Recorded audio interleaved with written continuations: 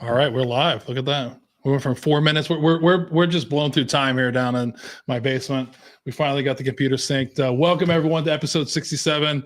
I am joined by an unexpected guest, a filler, a last minute filler. So I really want to thank you for filling in and last notice, and we'll tell that story in a second. But we are joined tonight by former Army Captain Jake Blake.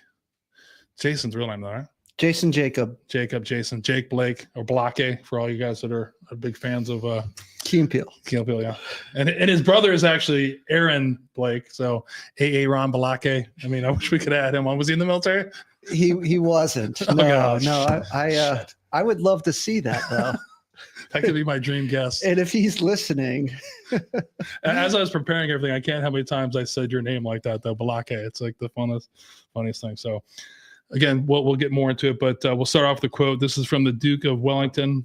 All the business of war, and indeed all the business of life, is to endeavor to find out what you don't know from what you do.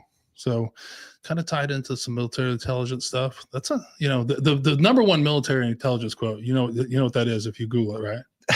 It's like a submarine a screen door in a submarine or something. No, it's oxymoron. Military intelligence is like an oxymoron or something like that.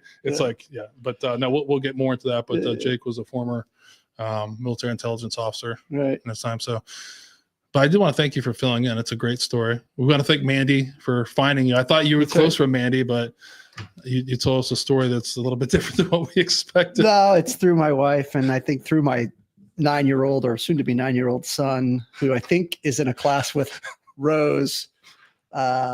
So yeah, but look, I've been called worse than a filler. Yeah. I've been called worse than a filler today. So thank you for the invite. And this, checks off one of my major life goals. If I was honest, it would be to appear on Hot Ones, but Pores with the Patriots, right up there, 1A, 1B. And just stitching it back. I like it. And by the way, this is all your fault, Bobby, if you're listening. I'm giving you a hard time, Bobby. We'll get you in later in the year. But I do really thank you for coming in short notice. It's not always easy to, come down to the basement of a guy you never met, talk about your life. I got whiskey though and food, so I figure that's a good start to get everybody in. Look, if I told you this was the first time this week I'd been in some stranger's basement, I'd be lying. So, look, I know, in all seriousness, this is an important cause. I think it's useful to get folks to come out of their shell a little bit, come out of their comfort zone, talk about issues, mental health issues or otherwise. And I think it's the right time. This time of year is a tough time for folks who are struggling. And I just also think culturally, this is the right moment. I mean, if you think about just in pop culture, what you're seeing with people's willingness to converse about mental health issues. I mean, look at the show Ted Lasso, for example, right? One of the major themes in that show is the mental health issues. And I think that what you're doing is important, and I'm really happy and honored to be asked to help you in your mission. I appreciate that. Yeah. And I'm glad we found you. I always feel like in life, things happen for a reason. So, sorry for calling you a filler, but you got me back really quick on it. That's all right. It's all right now. Which is good. So we'll launch into let's talk about growing up. You grew up in Florida. Tampa guy. Yeah, the west coast of Florida. I was born in this place called Siesta Key, which is near Sarasota. And then my parents moved to a place called Newport Richey, Florida. And Newport Richey, Florida is a place where everybody's grandparents live. And it actually would not take me long out in the universe to find someone who had a retired grandparent living in that city, which I eventually came to call God's waiting room. It is strip malls and people from other places, Michigan, Ohio, Pennsylvania. In fact, all my friends were from those places. My dad actually is from Ohio. and they just kind of come down 75, and when 75 runs out, that's where they end up. So I'm reminded of one movie I really like called Kiss Kiss Bang Bang, and if you haven't seen it, it's probably 15 years old. But there's this scene where Robert Downey Jr. is describing sort of his tribulations with meeting people in California, and he doesn't belong there at all for a bunch of different reasons. But he says, it's like someone grabbed the country by the East Coast and shook it. And all the normal people, sane people, hung on, and all the crazy people ended up in California. That also works if you grab the country by the North. Probably true. Because Florida man is out there and he's real. And he never sleeps. Yeah, Florida's an interesting place. It's a good place to visit, I feel like. It's a great place to visit. I still have a lot of family there. My sister, both sisters live there. My mom, my dad live there. And I have a lot of good memories. Actually, growing up, I never thought I'd leave. But that was in large part because it was the only place I'd ever been. And so when I finally did leave, which really was when I joined the military, I realized that there was a lot more out there. And I wanted to see it and experience it. And Ohio, of all places, again, my dad from Ohio, so I have some relationship to this place. But when I came here to visit for school, I quickly sensed how important and almost palpable the community was. And that was something because of what I described sort of in a joking manner about, Florida. People are from here, right? No one is really, not no one, but few people are actually from where I come from. Right. And so, it had a certain allure to me to I sensed it and I was like, I really want to be part of this. I want to understand what it means to be from a place. And I really do feel like I'm from, although I was born in Florida, I often tell people I'm from Ohio. I can't. Nah, he used to make fun of Ohio. After that speech, I don't know if I can. Can't make fun of Ohio, man. We got a big game in 2 days. I know, it's bad. I mean, come on. I feel like I got the kiss of death on sweatshirts. I wore an Ohio State sweatshirt for the first time, and you guys lost to Michigan. I wore the Army sweatshirt a couple weekends ago, and weeks ago we lost to the Navy. So, yeah, go Buckeyes. Don't wear. Get the Buckeyes. Yeah, see, everyone's saying Buckeyes. Everyone's like, oh, don't have Che cheering for the Buckeyes. No. I make a joke. I love everything about Ohio.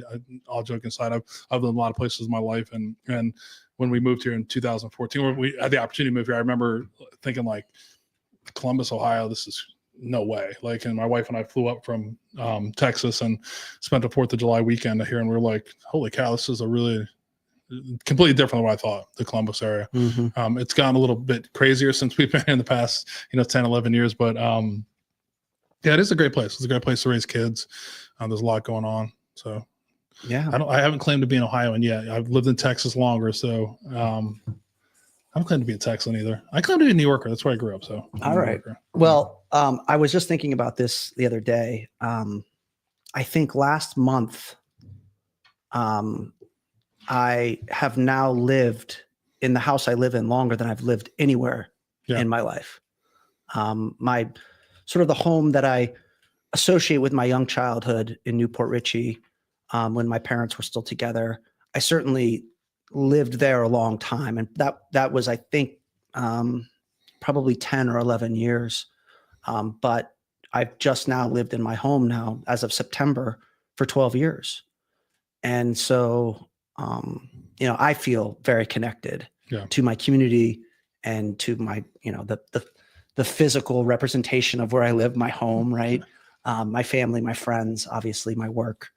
But, and that's I think a common theme that a lot of folks in the military have is that what is your home, right? Is it like where you grew up? Is it your last duty station? Is it, the place that you had a great experience and are just continuing trying to get back there? I was fortunate enough to be stationed out of college with the 25th ID at Schofield Barracks. And so, obviously my classmates are like, oh, you're going to Hawaii. That's great. And at that time, everyone was really going to Iraq or Afghanistan. But I was excited to go to Hawaii. But it turns out Hawaii is about 5 hours from LA, 5 hours from Japan, and that's about it. Yeah. Like it's hard to find a place more remote and isolated than Hawaii. And so for me, I did not particularly care for that. And you said Florida's a nice place to visit. I wouldn't want to live there. I feel the same way about Hawaii. Yeah, I'd agree. I agree. Not to mention how expensive it is there as well, but there's a lot of Hawaii's great to come in 10 days, 2 weeks. Mele Kaliki Maka, right? And then head back to where it's supposed to be from. But yeah, that is an interesting thing with when you do talk about with veterans being like transient. So especially one that stayed in for a long time, how many different places you've lived in. Yeah. It's and then how many places you went while you were, so for some people, how many places you went while you were living in a certain place, maybe deployments. And a lot of the time it is I think a lot of it I wonder, it'd be interesting to see how many veterans go back home. I don't think a lot of us go back home. I think it's a lot of them, like, which where you retire, right? So if you were doing well at, like, if you really liked, if you retire from Fort Hood and you just want to stay at Fort, I wonder what the percentage of veterans really, career veterans. I feel like if you did, like, you did 20 or so. Yeah, like, what, maybe 4, 5, 6 years, whatever, you might head back, but a lot of us don't. I feel like I wonder why that is. No, I think you're right. Of the folks that I've stayed in touch with, very few have gone home. Home, they've gone to where they were born, right, where their family is. Yeah. And I wonder if that's just a generational thing, or if, the fact of service is just so interruptive that you're no longer compelled to return back to your roots. That's an interesting thing to think about. Yeah, I have it as a little deeper and darker part of it. Like when it comes to mental health, is I feel like a lot of us joined the military to escape, what was going on at home. So, or what that represented. So a lot of us, once you get away from it and break free from that, a lot of us, don't want to go back to that situation. You know what I mean? Yeah. That could be a lot with it, because you do hear stories of people, that have been on the podcast that, the military was kind of their only way out of it. I've shared before, it was my way to get out, to break free from my mom a little bit and spread my wings. You know what I mean? So yeah, the last thing I really wanted to do, if I'm being honest, was when I got out, was to head back. I'm glad my dad lives super close to me. I would be happy to be, as an older adult, it's a little bit different. But at that time, when I was my mid 30s or whatever, there's no chance that I was going to head back to New York and because you've just lived a different life. From the time I left New York, Vermont to school, I'm not gonna say where I went, but just crazy places like this. You've been exposed to so many other places that you can, and you finally have a choice of where you want to hang your hat. Sure. So. No, I think you're right. And where you go back where your wife tells you to go, or husband. That's another.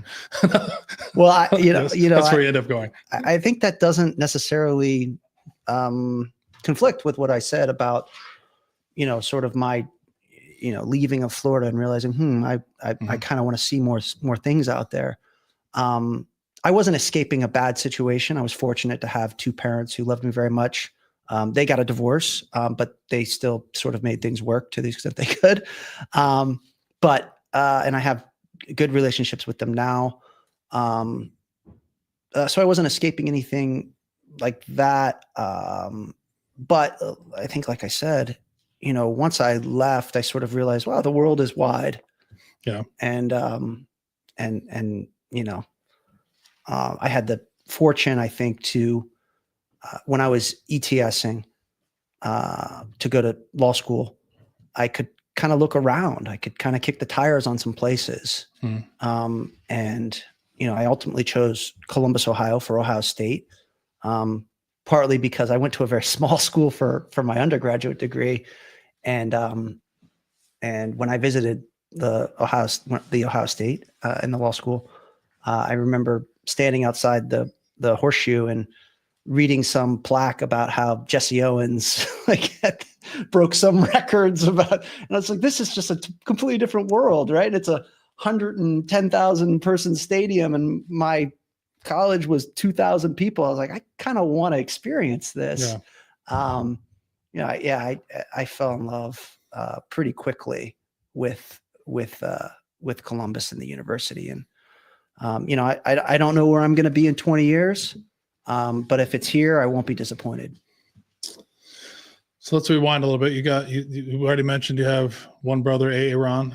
Any other siblings? Yeah, I should call everybody out, right? Okay, I got Jonas, who's a electrical engineer who is younger than me, but somehow retired. And he lives in Virginia, and he's either watching or cooking dinner or thinking about his farm or maybe homeschooling his daughter. So I got Jonas. Aaron is a lawyer in New York City, a big firm out there, and he's doing hard work, I'm sure, right now. He's got 2 kids. And I've got Sarah. She lives in Clearwater Beach, Florida. She's got 2 and 1 on the way. And I've got Cody, and she has 3 kids. One has passed, but 2 living, and she also lives in the Tampa Bay area. So 5 of you, right? Yeah, there's 5 of us. So what was that like growing up in a house of 5? So, that's a good question. So, as I said, my parents got divorced. So my sister Sarah is from my dad and my mom. So she's my sister by blood. The other 3 are adopted in when my dad remarried Linda. And so, we didn't have much of a childhood together because by the time that situation happened, I was junior or senior in high school, maybe. And so I didn't have an experience growing up with that many siblings. But we've become much closer in adulthood as we, kind of have triangulated all of our shared experiences and find ourselves doing some of the same things and enjoying the same things. I can tell you that nothing reverberates more clearly, nothing is more clarifying about the difference between a vacation and a family trip than when you get 5 couples with numerous kids in the same Airbnb and you're like, this is not relaxing. Yeah, I love how many calls that. We were just talking about that before. Everyone calls that a vacation. I'm like, no. That is a family trip. A vacation is when you and your wife go away somewhere.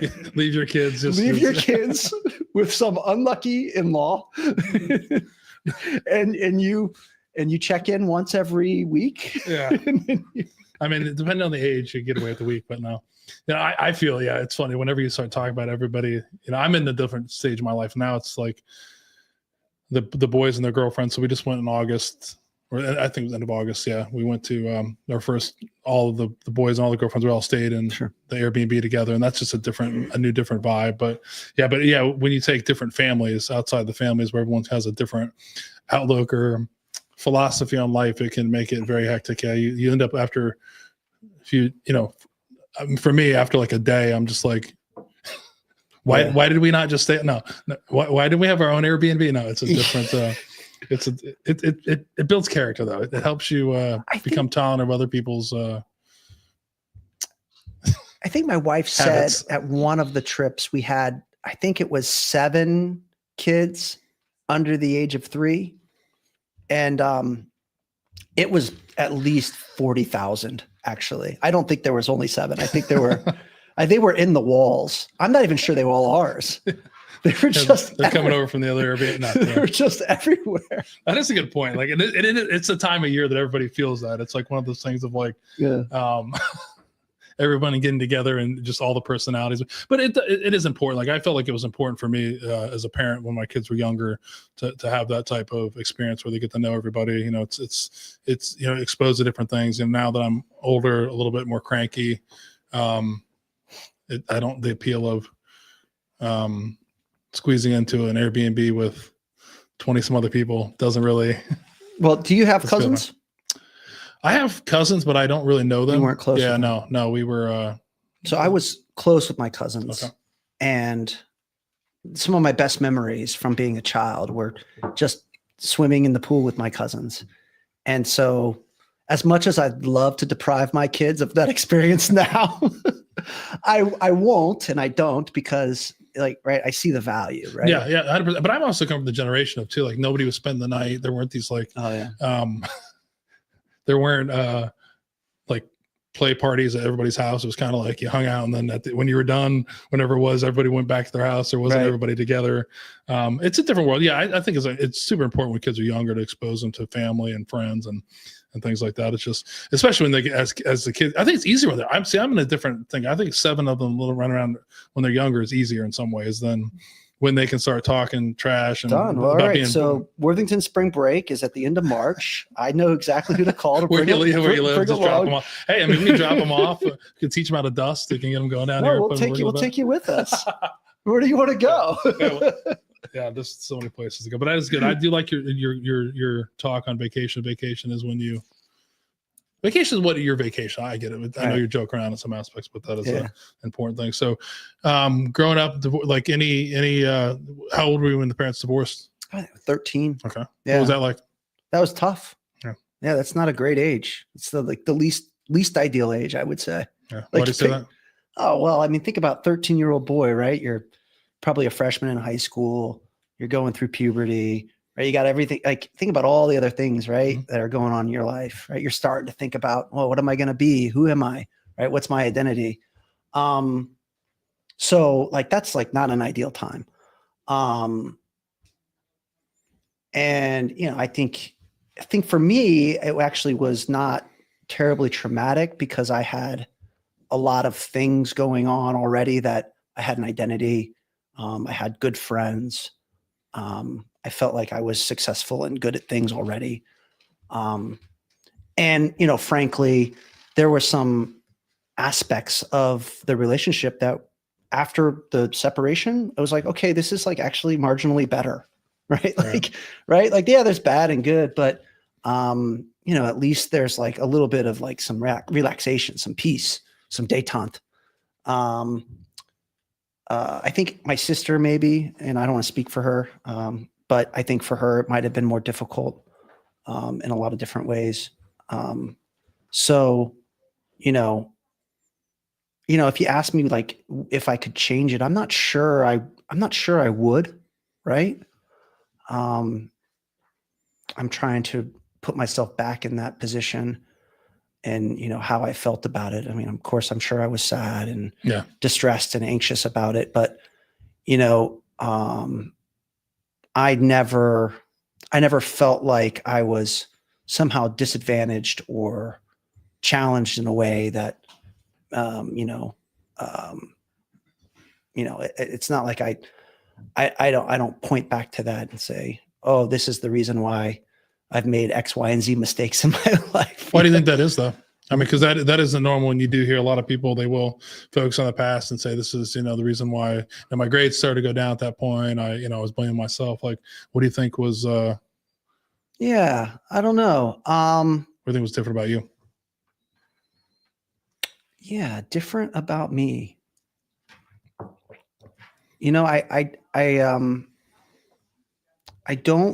I don't know.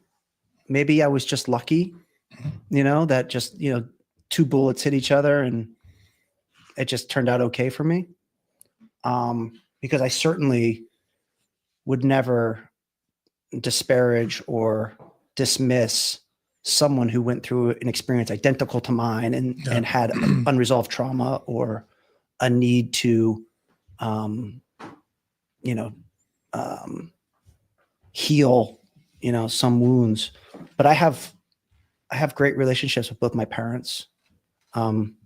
Maybe they might say something different, but I feel very secure in my relationship. One thing I try to do, and I try to encourage a lot of people to do this is, look, traffic is horrible driving home from work. You know what that is? That's a great time to call your parent. And I think I try to call my parents once a week at least on and it's separate calls on the drive home. I don't know if they care about it, but like it's like something that I've said I'm going to use this time to I'm not doing anything else, right? I could listen to 97.1 and, you know, two mostly idiots talking about talking about the Ohio State Buckeyes. But no, I use that time to talk to my parents, and I hope they appreciate it. But even if they don't, I appreciate it. I get something out of it. So I'm going to continue doing it. Exactly. I'm going to continue doing it. That's right. Yeah. Pick up the phone and answer it. No, I appreciate it. That's an honest answer. I didn't mean to put you on the spot on that, but you know, or you know, that's an honest answer. It is a lot of sometimes it is luck or just how the cards were dealt. So what were you into as a kid? 13 years old. Any sports or what was so what was it like growing up? I loved football. I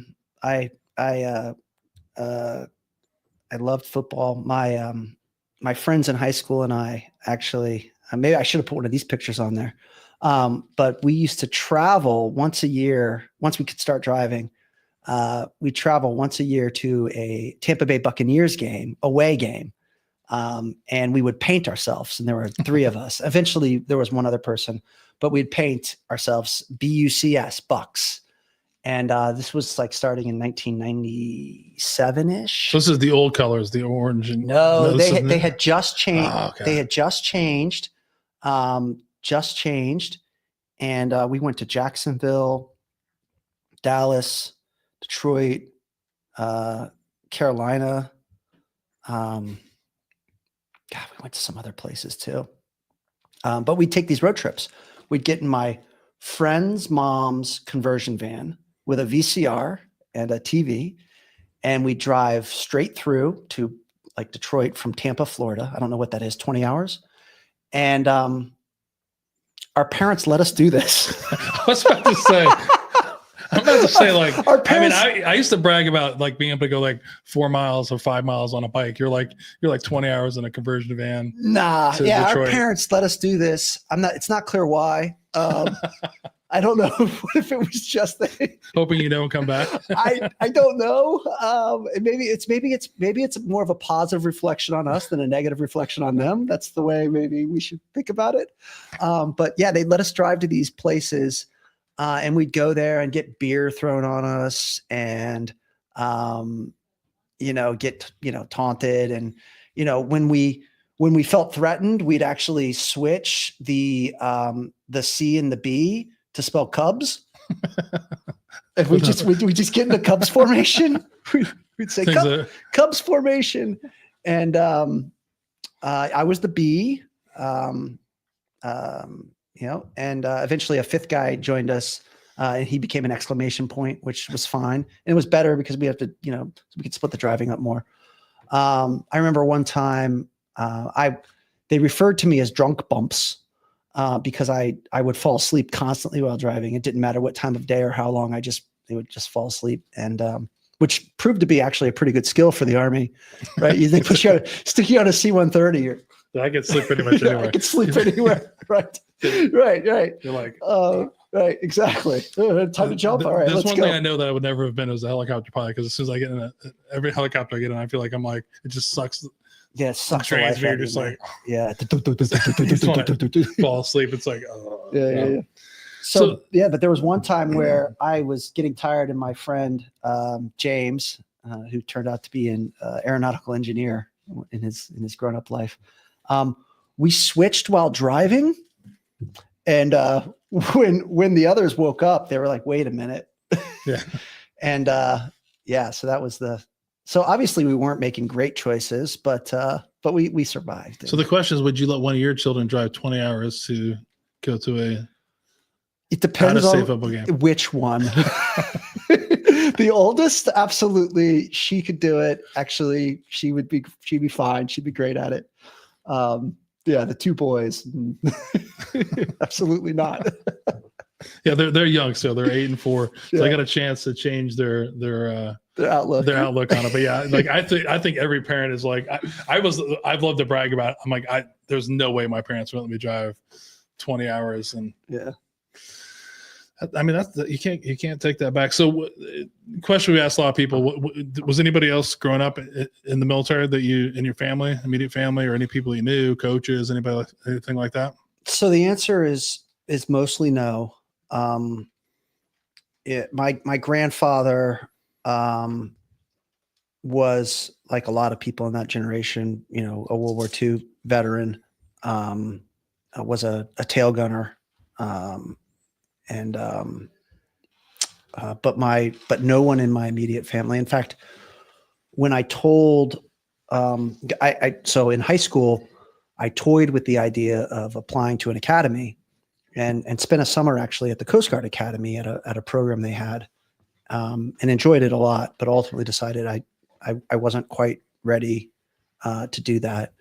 But I remember talking to some of my teachers in high school, and I had another friend who was interested in that as well. And,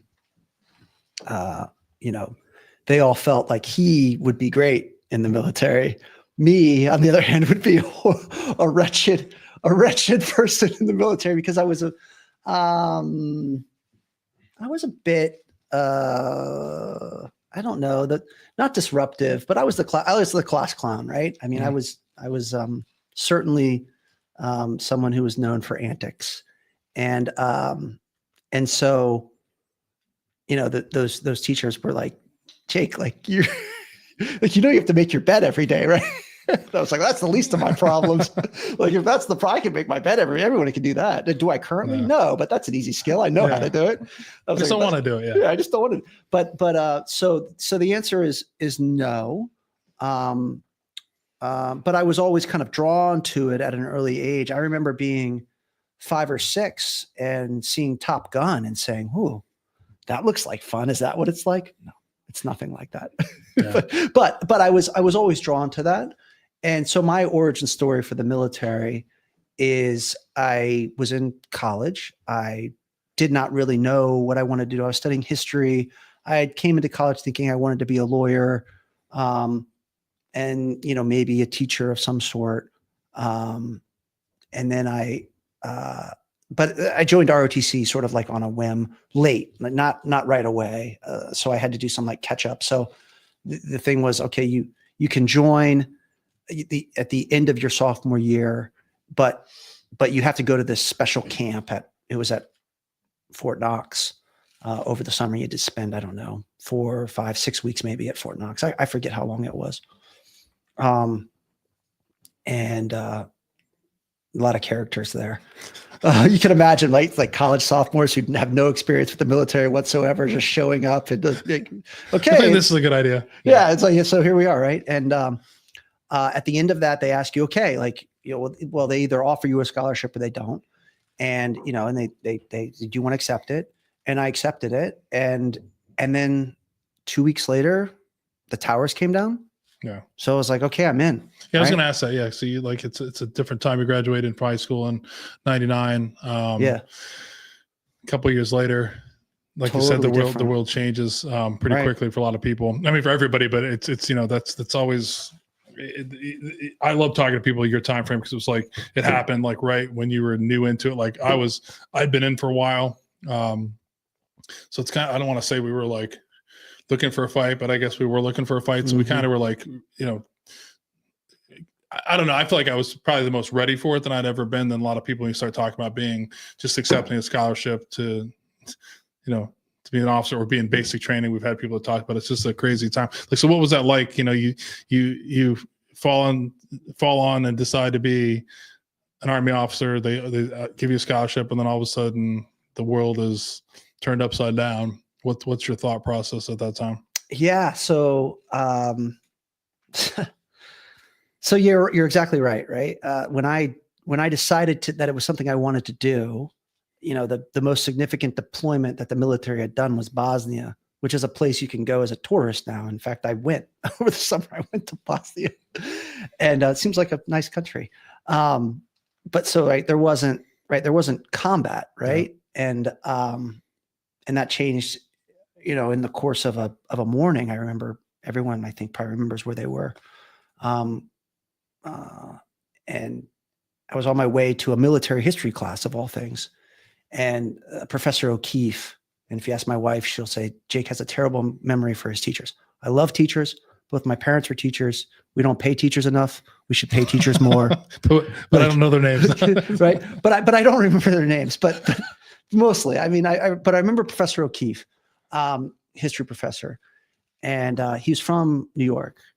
And I remember that class very, very vividly. And it was a little bit of like an All Quiet on the Western Front type moment where this teacher is just like, we have been attacked, right? Like, this is about our country. It's about who we are as a people. Yeah. It was very inspiring, and also like touching. The guy was in tears. Like I think a lot of people were that day. And so, for me, I had joined at a period of relative peace. I decided that this is something I wanted to do. But never once did my commitment waver or falter once it became clear that, like we were like, this was going to be a much more active participation in the service of our country. And so, doing that it wasn't any of our choices. But it was not something that I felt like I could or should or even wanted to shy away from. I mean, the Army sends you to a lot of interesting places. Yeah. No, yeah, I think there's probably if I'm not going to make anybody wrong and talk about those people, but there's probably only two people I know that when that happened, it kind of, I can really vividly remember where it, I'm not going to talk about them or who they are, but it definitely changed it. But what is crazy about that time is when it happened is how it did bring together. Like for me, it was like I said before, it was like the young me was like I wanted to be just like my dad and the generation, and so there's the naive part of us was like, oh shit, it's our turn to do this, and hindsight 2020. Not the greatest thing to wish for, but no. Yeah, it did. Being a New Yorker, it did. There was a lot of anger, but it is amazing how many people rallied to it because what people don't know is a lot of people in the military. A lot of it was signing bonuses at that time. It was paying for college, and not to make anybody wrong, but it changed, man. I mean, like when I you would see it when I got commissioned in mid 90s or 94 time frame. It's like it was a different army, right? Like it wasn't what a lot of people expected. People weren't in there thinking we were going to go fight 2 wars for 20 some plus years. No, there was downsizing. No, they were paying people to leave. There were guys and gals that they got offers to go to West Point, and they were hoping to do their 4 years on active duty and get out and all these other things. And it is interesting to see how many people it changed. I mean, it changed a lot of people's commitment and really kind of focused them in to whatever you want to say about why we got into both the wars. We're not getting into politics of it, but right. Pretty much everybody I know, even those people that didn't like it, they did their duty after 9/11 and then everything, which has always been the case with, I feel like, in the military when we've been asked to serve, those of us that do. But yeah, it's just an interesting time frame for you. It's just like it could hit you guys in the face really fast. It did. Like it's and then to finish your time there in college and know, like you just said, no matter where you go, you were going to war. Yeah, you were going to war. Yeah, you were either going to Iraq or going to Afghanistan. That's right. Yeah, that's right. Yeah, yeah, and as a 20-year-old, 21-year-old, right? Like you actually, I think they do this on purpose. Right? Your prefrontal cortex especially as a guy does not form until you're 25, 26, 27. Mine's still probably actually forming. I'm 43. But, it's interesting to think about like how you suspend the reality of what you're about to do. And I think like the sane reaction would be to be fearful or anxious or hesitant or like try to look for ways to avoid it. I think that's the sane reaction. But somehow the culture of the military, or maybe it's just self-selection, like most of those people are like, yeah, let's go. Let's go. Yeah, that's a interesting topic. I like how you said that because I have it now as a a soon to be 52-year-old man. All those things were going through my head. It just wasn't in. I was scared to death. Yeah. Which is the same thing. Parts of me did not want to go. Yeah. parts of me didn't understand it. Parts of me, yeah, really didn't get it, but like, it just wasn't an option to talk about that. You just kind of had to push those away. And I think for a lot of us at that age, it happened to a lot of us, at a young age, we just kind of pushed it away. You know, if I would have talked to anybody, you know, if I would have talked back 20 years ago, I would have never admitted the things I admit now. Like, I was, you know, terrified. I mean, Yeah. And if you're not, you're a sociopath. Yeah. But yeah, there's all those things you couldn't talk about. What was the feeling? And like, for me, it was different. You know, I was, you know, when that happened, you know, I was a captain in the Army. Had been, you know, been around a little bit. So like, when that happened, I felt like I was super mature at the time frame. But like, yeah, being a 20-year-old or, you know, a 19-year-old who's in college or in basic training, understanding like what, like, we may not all be the sharpest tools in the shed, but we can see the writing on the wall and understand where this is going. And that time frame was exactly right. Like, you were only going to hide for a certain amount of time before, you know, before you were going. So that takes a lot of, you know, I don't know if it's suspend belief or just to kind of push it aside. And I feel like that's what was the start for me, to start pushing aside, you know, my problems that led to some things that happened later in my life, you know what I mean, where I started to really, you know, not be in touch with how I felt and talk about my feelings, because nobody wanted to hear, no one wants to hear an Army guy tell you that I'm like, no one wants the lieutenant to stand up and be like, hey guys, you guys, like, right, I'm really scared too. Like, yeah. That's just not the culture. So it's not the well, you're right about the culture. It's worse than what you're describing. Actually, it's not just that people would ignore you. And you know this. Yeah. You have a mental health issue as an active duty officer. Yeah, you're done. You're done. Yeah. That wasn't an option. Yeah.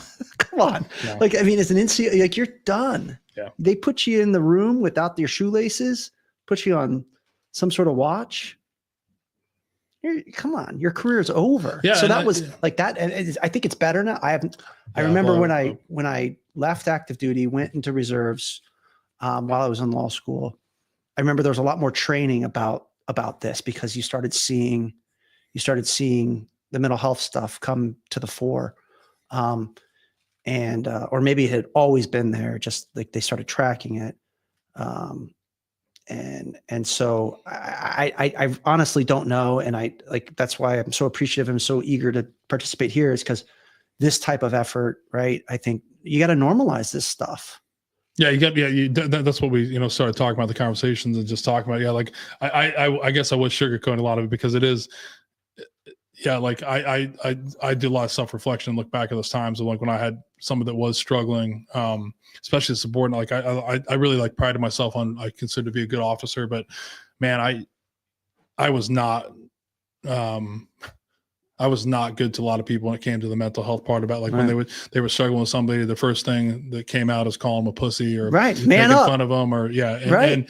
And the funny thing about it is a lot of it was like, you know, I felt the same way. And I wonder what that power would have been like if this is accepted to be it was, and get the help that people need sometimes. Because sometimes it does. Sometimes it is a break. Sometimes it's a timeout. I mean, not to act like children, but it's like, some people need a break, and some people, you know, whatever you're, like we talked about before, like my most stressful moment isn't yours. I mean, everybody has a different part where they just have had enough. And I look back at that culture and I was like, shit, yeah, you couldn't, if you said anything about being scared or not wanting to do something, you were done. You're a pariah. And meanwhile, my head was like, dude, I don't want to fucking do that. And then you just lash out at people and be like, how can you, what are you talking about? And you know, I try not to dwell on those much anymore, because that was a part of me that was eating me up a lot, because I was like, man, what damage did I do?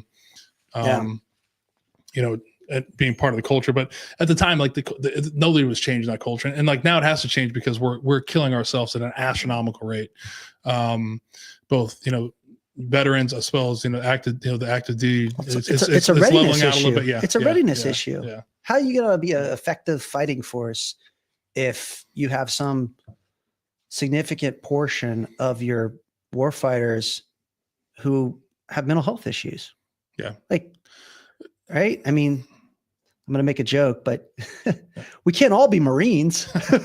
No, I mean, but the mental health isn't always the same thing. It's like, I think more of it, I think that what the culture has to change is you have to accept for what it really is. Like, I love when I hear somebody like a veteran that talks about like, Like, just for example, you went to airborne school, jumping out of an airplane, everyone was like, oh, it's not a big deal. It's not a big deal. I wasn't scared. Yeah.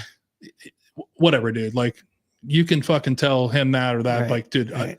whatever, man. Like, it's not a natural fucking thing. I'm not saying that we're scared to not do it, but just addressing what was going on, I don't think it would ever change. I don't know if it's a mental health issue. It's just more of like the reality of what's going on. I really have it that it can help readiness when people are really talking about what's going on and talking about what the real problems are. Because, you know, when we were scared and we weren't doing this, we were acting out in other ways, right?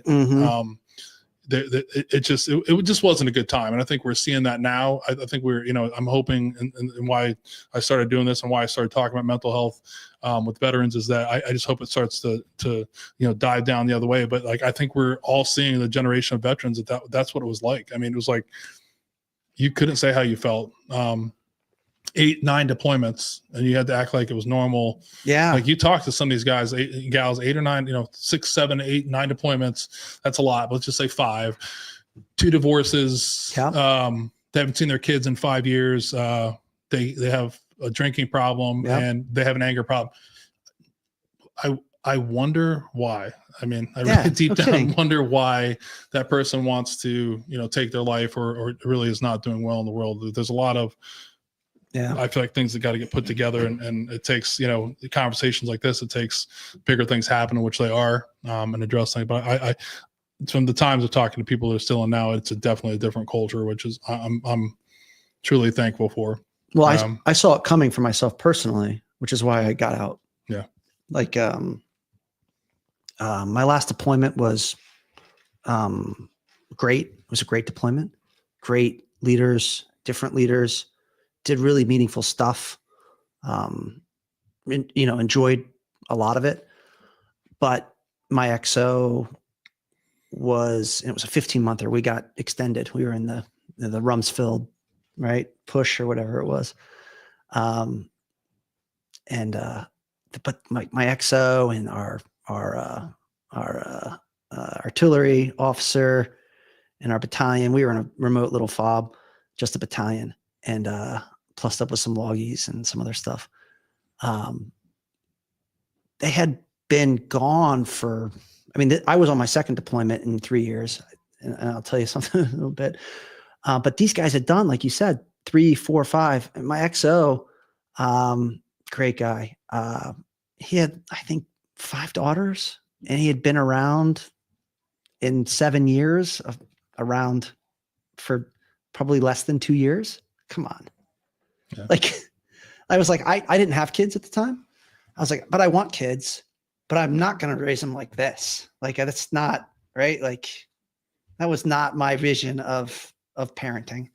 And so I was like, well, if I want kids, like, do I want kids more than I want this career? And I was like, yeah, 100%. I want kids more than I want this career. And I was like, I can't do both.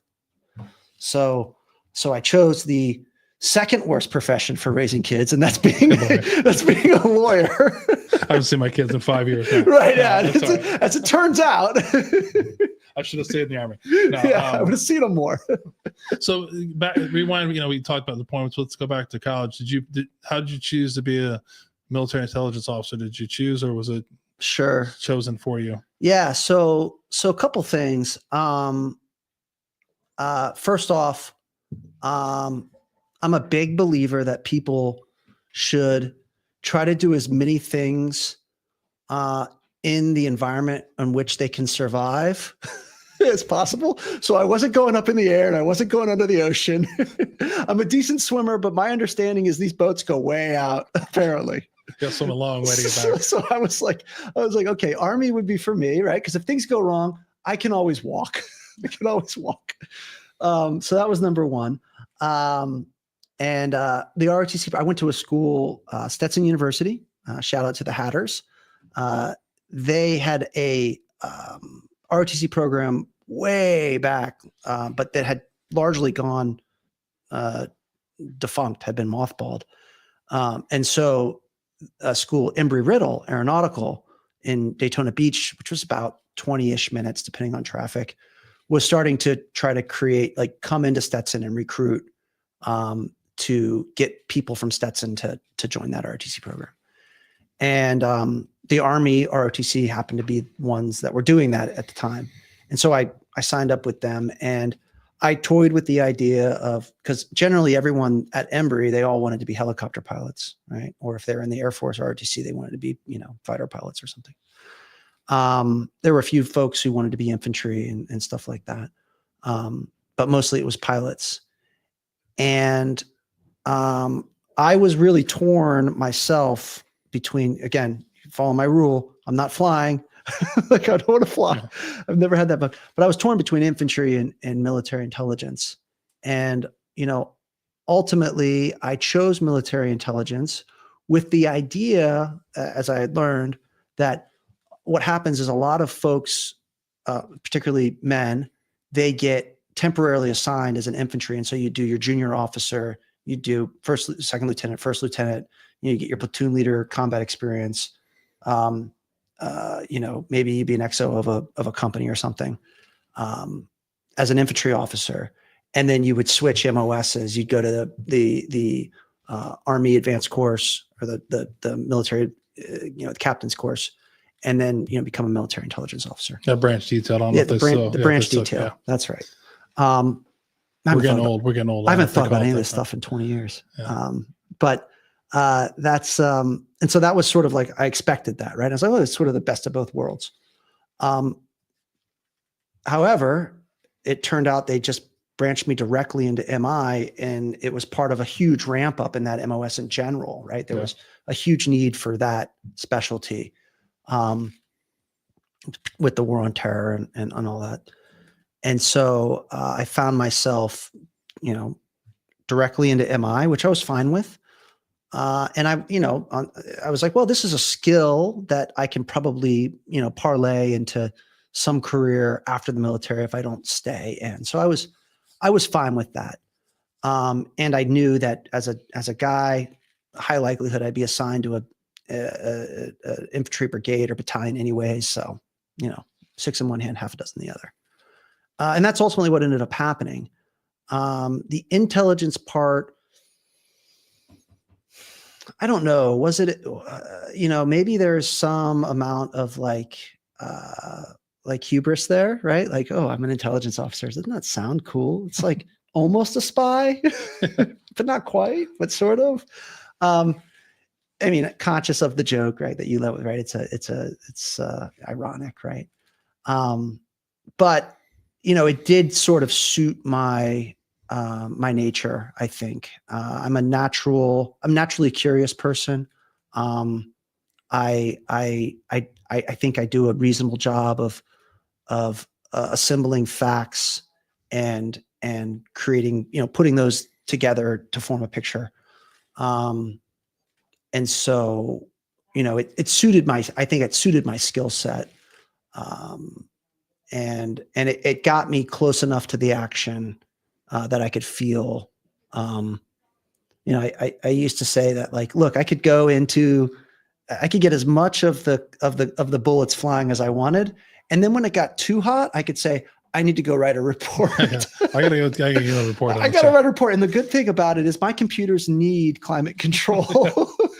Yeah. So, you were in an interesting time too, because it was, like the old S2 shops where it was just, the Intel, the Krasnovians, and then I can't remember who the GRTC blue 4 was, and red 4, man. That's all the big deal. And there's a lot of shit before 9/11 that there were MOSs that were like, man, what do these guys really do? And then all of a sudden you're like, oh shit, this all makes sense. And when it really happens, and then the intelligence officer becomes pretty important. Not gonna say that you guys are always right about stuff, but well, right. Nobody is, but what is it becomes very important. If the S2 is, or the intel officer is telling you something, it's like, maybe we should listen to this or not. It's like the weatherman, right? The weatherman's job is to get it right. Yeah, Jake, you fucking tell me the wrong. No, it's a different. If you've never been in it, nobody will understand that. It's better to be overly cautious than, Yeah, you guys kind of are like the weathermen of the military. I never thought about that way. They tell you all this kind of stuff. Only get 27-page PowerPoint, and then the shit you get there, and it's totally different than what you expected. You're like, what happened here, Jake? Yeah. Now being the S2 though, it's far less, big schemes, right? Yeah. Brigade, division level. It was really, I worked hand in hand with the the scout platoon leader. I worked hand in hand with anytime platoon leaders were going out on patrol. Yeah. I would give them the reports for like, when IEDs were and things like that.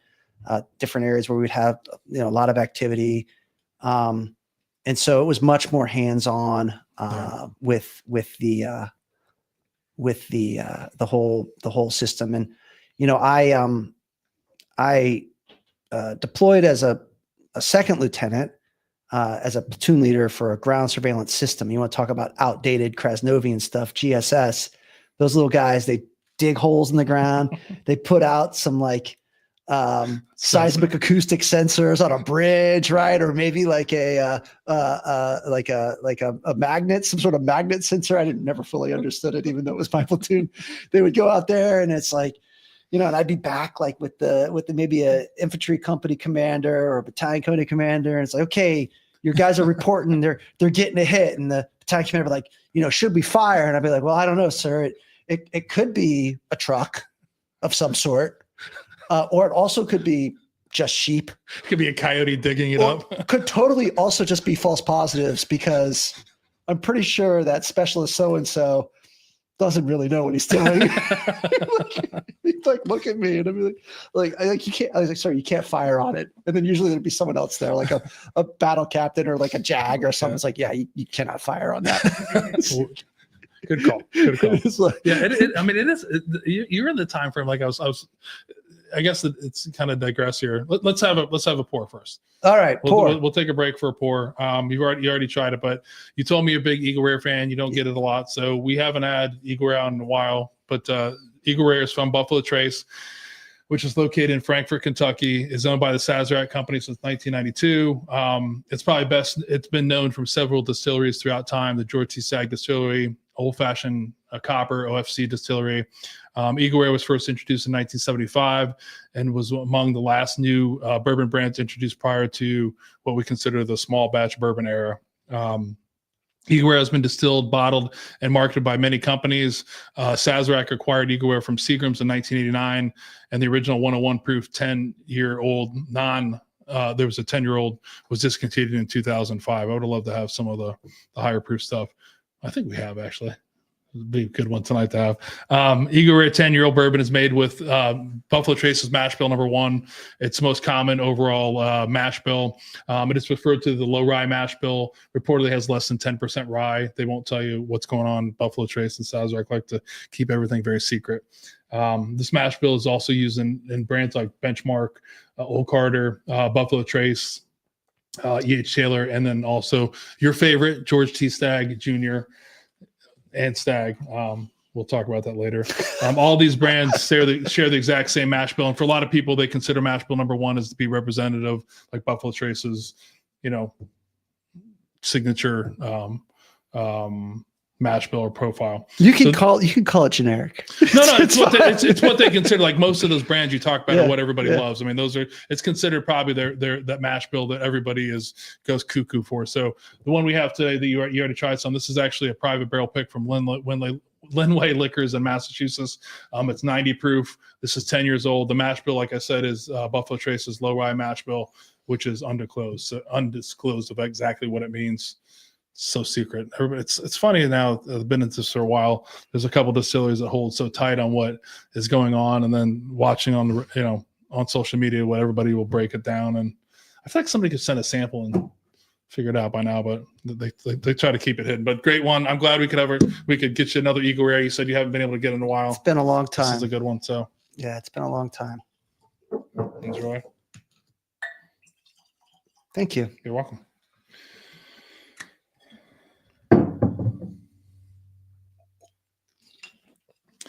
So where were we? We're talking about crappy equipment. So I was a GSS platoon leader for my first deployment. And that was at that time, this was before the brigades went into this modular, right? Like we're going to deploy brigades. This was back when they were going to deploy companies divisions. And that whole time, right, you had a military intelligence battalion. Think about it, a whole battalion of intel people.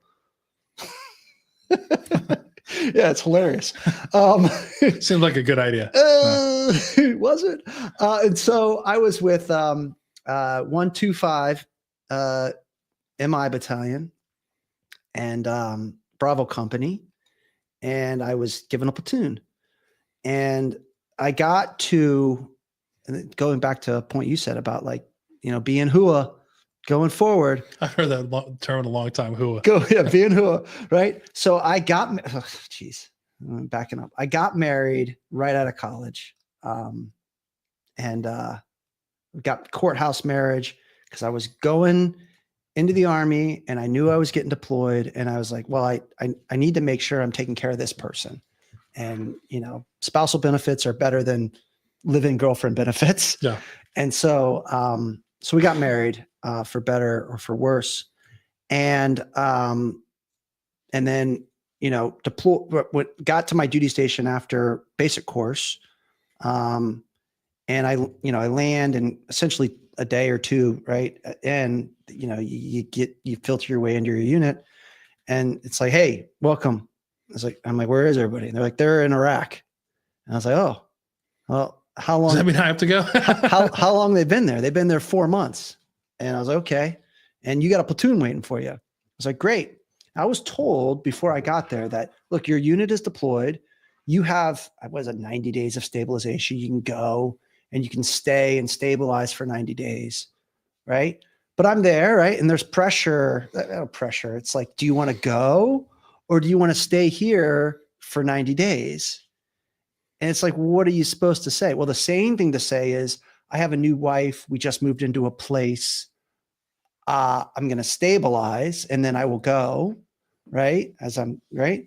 But what I said is like, no, put me on the first thing smoking.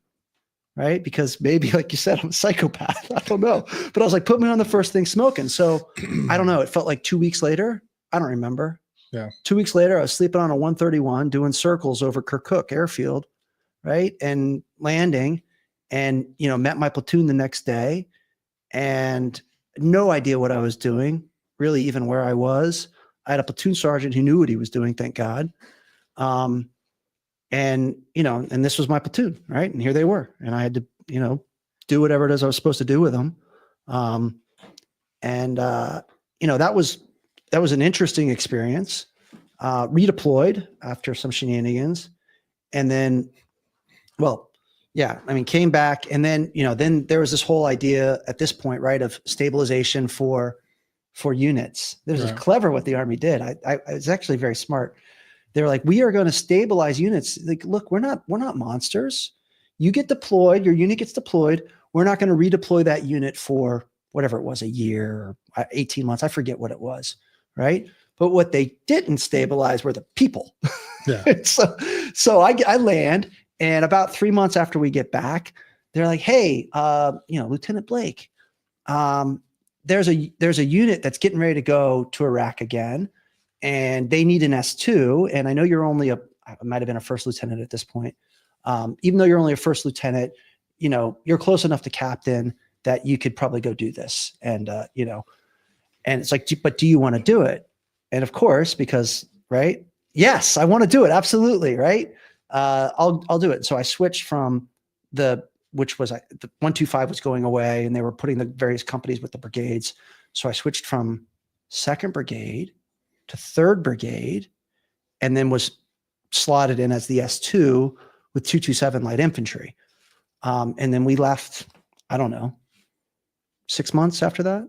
So, that I went back and was looking at my DD 214 just to like figure out like some of the stuff to fill in some of the information that you wanted before the interview. Cause I don't know who remembers that stuff off the top of their head, but, yeah, I was overseas for, I think I was active duty for 4 years and 9 months. And I was overseas for 3 years, 11 months. Right. With a new wife. And then, I went to law school after that. And then at the end of law school, which law school is a lot like being deployed. Yeah. I got a divorce. Like, surprise for 7 years. I didn't see this person that I married. And then at the end, it was like, hey, you're like no longer anything like the person that I met. And I was like, yeah, I'm not. And neither are you. And like, that was that. All right. So let's go back to that first, arriving in Hawaii. and like you said, that first initial thing of the stabilization, it reminded me of a story, a little bit different time. It wasn't going to war, but I remember checking into my unit at Fort Hood, and my platoon sergeant, very good platoon sergeant, had the conversation. Like I guess I had like 10 days leave or 14 days leave. I was, checking into the unit. He's like, "You belong to me," all this kind of stuff. He's like, "Do you have do you have an apartment?" "Yes." "Do you have any? Are you married?" "No." "Do you have any kids?" "No." He's like, "So you got a place to live?" I'm like, "Yeah." And he's like, "Well, what are you doing?" I'm like, "Well, I get like 10 days permissive TDY, like whatever it is." He's like, "You're not going to take those, are you?" I'm like, "Well, I think I am." And he's like, Sergeant Mason's like, "We're going, well, here's the deal. We're going to the field." I'm like, on Monday. Like this is your first chance to go to the platoon. I was like, "No way." Like, you guys on Monday. He's like, "What else are you gonna do?" He's like, "You have a family? Like, are you just gonna sit around?" And I'm like, I just thought I'd get acclimated. I didn't have any furniture. I had an apartment. I'm like, I'm just gonna like. He's like, "Are you gonna take 10 days permission to?" I'm like, "No, I'm not. I'll be to work Monday." So I show up Monday, and my company commander's like, "What are you doing here?" And I'm like, "I thought my platoon's going to the field. I thought we were going to the field." He's like, "No." He's like, I'm like, "Well, Sergeant Mason told me." And he's just like, "Oh God," like, it was a quick lesson learned very quickly. But like, when I remember I had the conversation like a few months later. I'm like, "Dude, I had this time." He's like, "What were we gonna do? Like, you need to get in here and do your job." And it's the same thing. Like, there was no saying no. Like, even as an E7 asked me, I was like, I wasn't gonna say no. He knew what he was doing. I mean, it was actually a good thing, because like, what was I gonna do besides sit around and play video games? Get furniture. Yeah. No, video games. We didn't have video games back then. Okay. This is like back. I wish we did. I don't know what I would have been doing, but but it is that same thing. There's a lot of pressure that you talked about before. There was all these things that were happening that part of you is, like you said, like, shit, yes, I should stay here. I should get my wife acclimated to Hawaii. I should get her stabilized, and then catch my breath before I go get thrust into something. But that just really wasn't how it was. I mean, you didn't have that. Did you really have an option? I mean, think about that. If you'd have said no, what does that look like? I don't know. Yeah. I don't know. It didn't occur to me to say no.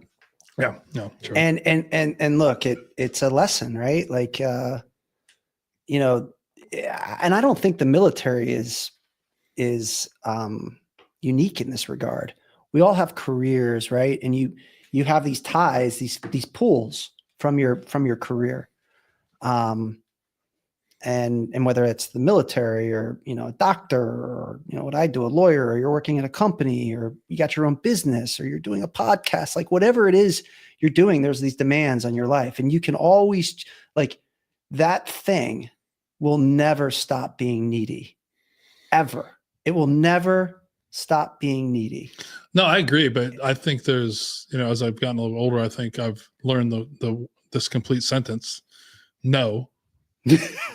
Well, is a complete sentence. So you're exactly right. Now, I couldn't think of a better conversation to talk about. Yeah, you're exactly right. You're always gonna be pulled on everything. You're gonna be pulled by your obligation as a husband, or a wife, or your obligation as a parent, obligation as a friend, a son, a daughter, blah blah blah, like work. And the answer a lot of the times, because you think is the right answer, is that you don't have a choice.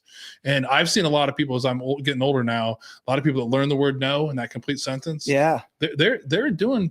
Some of them are doing really well. I mean, and they were saying no for the right reasons. I think I challenge everybody to say, it is okay to say no. I should have said no. Yeah. A few times in my life that I possibly could have been happier at the time and things would have been different. I can't change that, but that pull, like how you said it, it's always there. But at some point, if it doesn't feel right, we can always say no. I don't want to do that. Well, I think and there's ramifications to it, obviously, but I think as leaders, you have the responsibility to create the permission for your subordinates to say no. Yeah. And I tell new associates coming in, I tell them, I say, look, there are going to be times when it's slow, where you don't have something to do. You need to take those times, and you need to be not afraid to literally take off. Like, I don't want you coming here and doing nothing. Right. Like the work will be here eventually. There's plenty of work to do. There always will be. But like be brave enough to do nothing. Isn't that like it's an interesting and look, I think most people in the military are driven. Most people in my line of work are driven. They want to feel useful. They want to succeed. They want to be valued for the things they accomplish and achieve. And the hardest thing to do sometimes is nothing. Yeah. I find, and like I tell people when they go, I have an associate right now who tomorrow is flying out to Egypt, and he's not taking his computer, which is like what I want, right? Like, you go on a honeymoon, don't take your stuff with you. It's fine. We will be fine. Right. Like, it's almost petty even describing about it. Trevor Noah, right, the comedian, has a recent stand-up where he talks about the different ways in which Americans sort of view the way they live. And I'm going to screw up his joke, but what he says is when you ask an American what they do for a living, they always tell you about their career first, right? When you ask someone in Europe what they do, they say, well, I go for walks, I talk to my friends, I eat good food, right? I have a little wine, I smoke some cigarettes, right? Like, it's like, no. What do you do to, give yourself like the ability to live? Oh, I eat food, right? I drink water. Obviously I need to make love, right? Like he says all these, and it's like Americans just have it wrong about this. And I don't know if this is a unique problem to America, and perhaps Trevor Noah was just sort of like, pointing a finger and making jest at like the audience that is there and then he's receiving the message. But I have to personally, right, give myself permission to say, like, it's okay to stop. Yeah. It's okay. Yeah. In fact, it's not just okay, it's actually necessary. And when you're deployed, there's no time off. Like there's no weekend, right? Yeah. Like there's just the mission. And being in the military, even if you're not deployed, it's sort of the same thing. So, it doesn't surprise me that you have rates, egregious rates of suicide or mental illness or depression or anxiety rampant in the ranks, because I mean, these people are being just put through a ringer with no relief. And in fact, when I was in, and when you were in, asking for relief is a sin.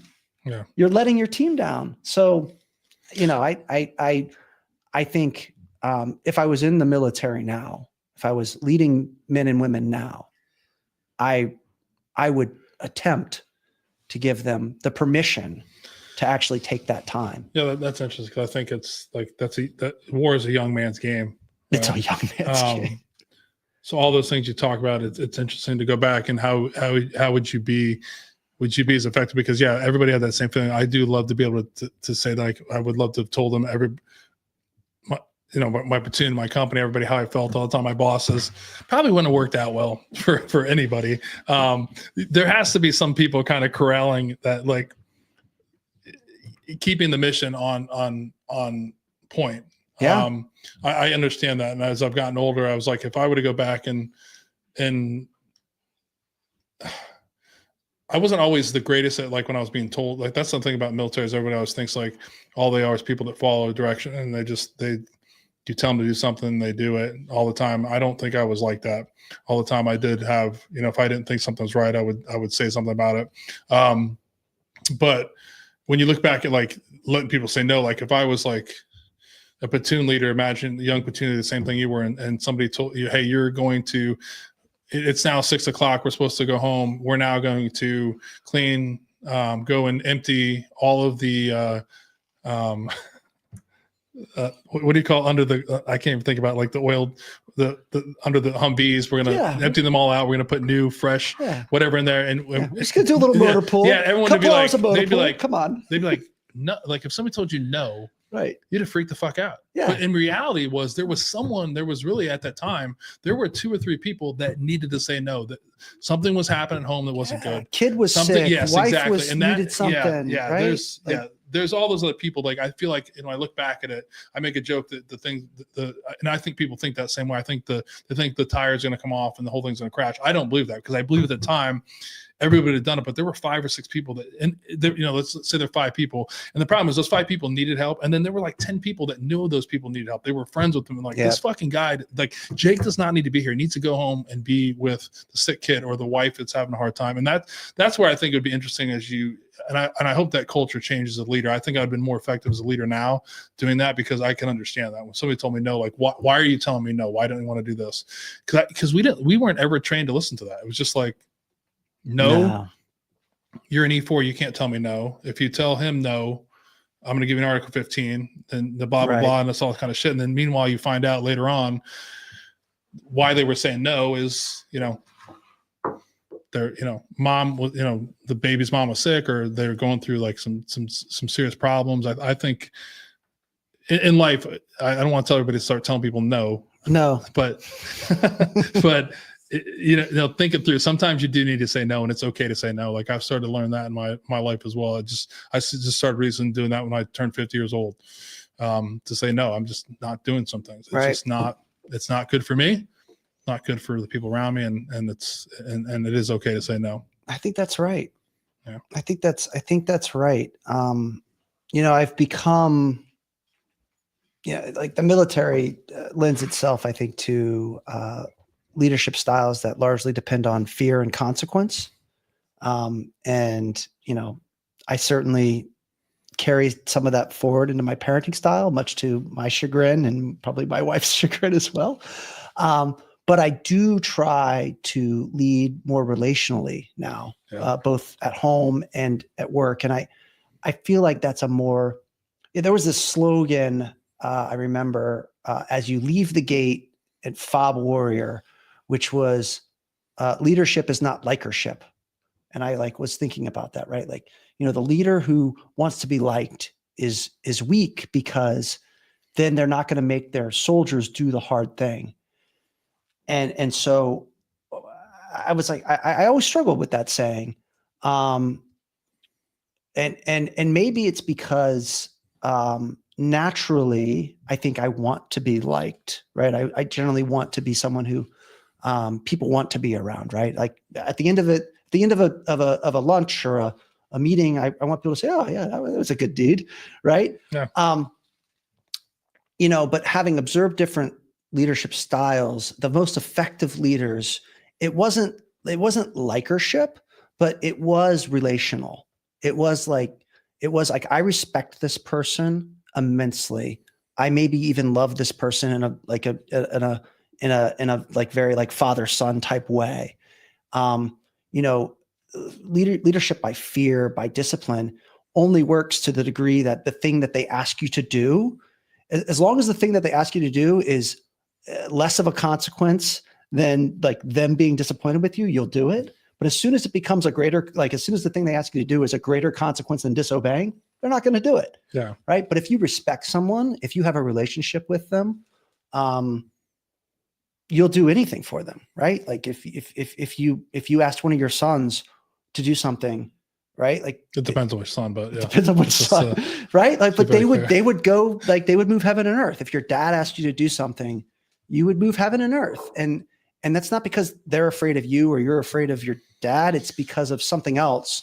And as I get older, I think I'm becoming better at that. And had I known then what I know now, I would have, I think, been more attuned to that. Yeah. And that what that does is, because respect is never a one-way street, that allows the no.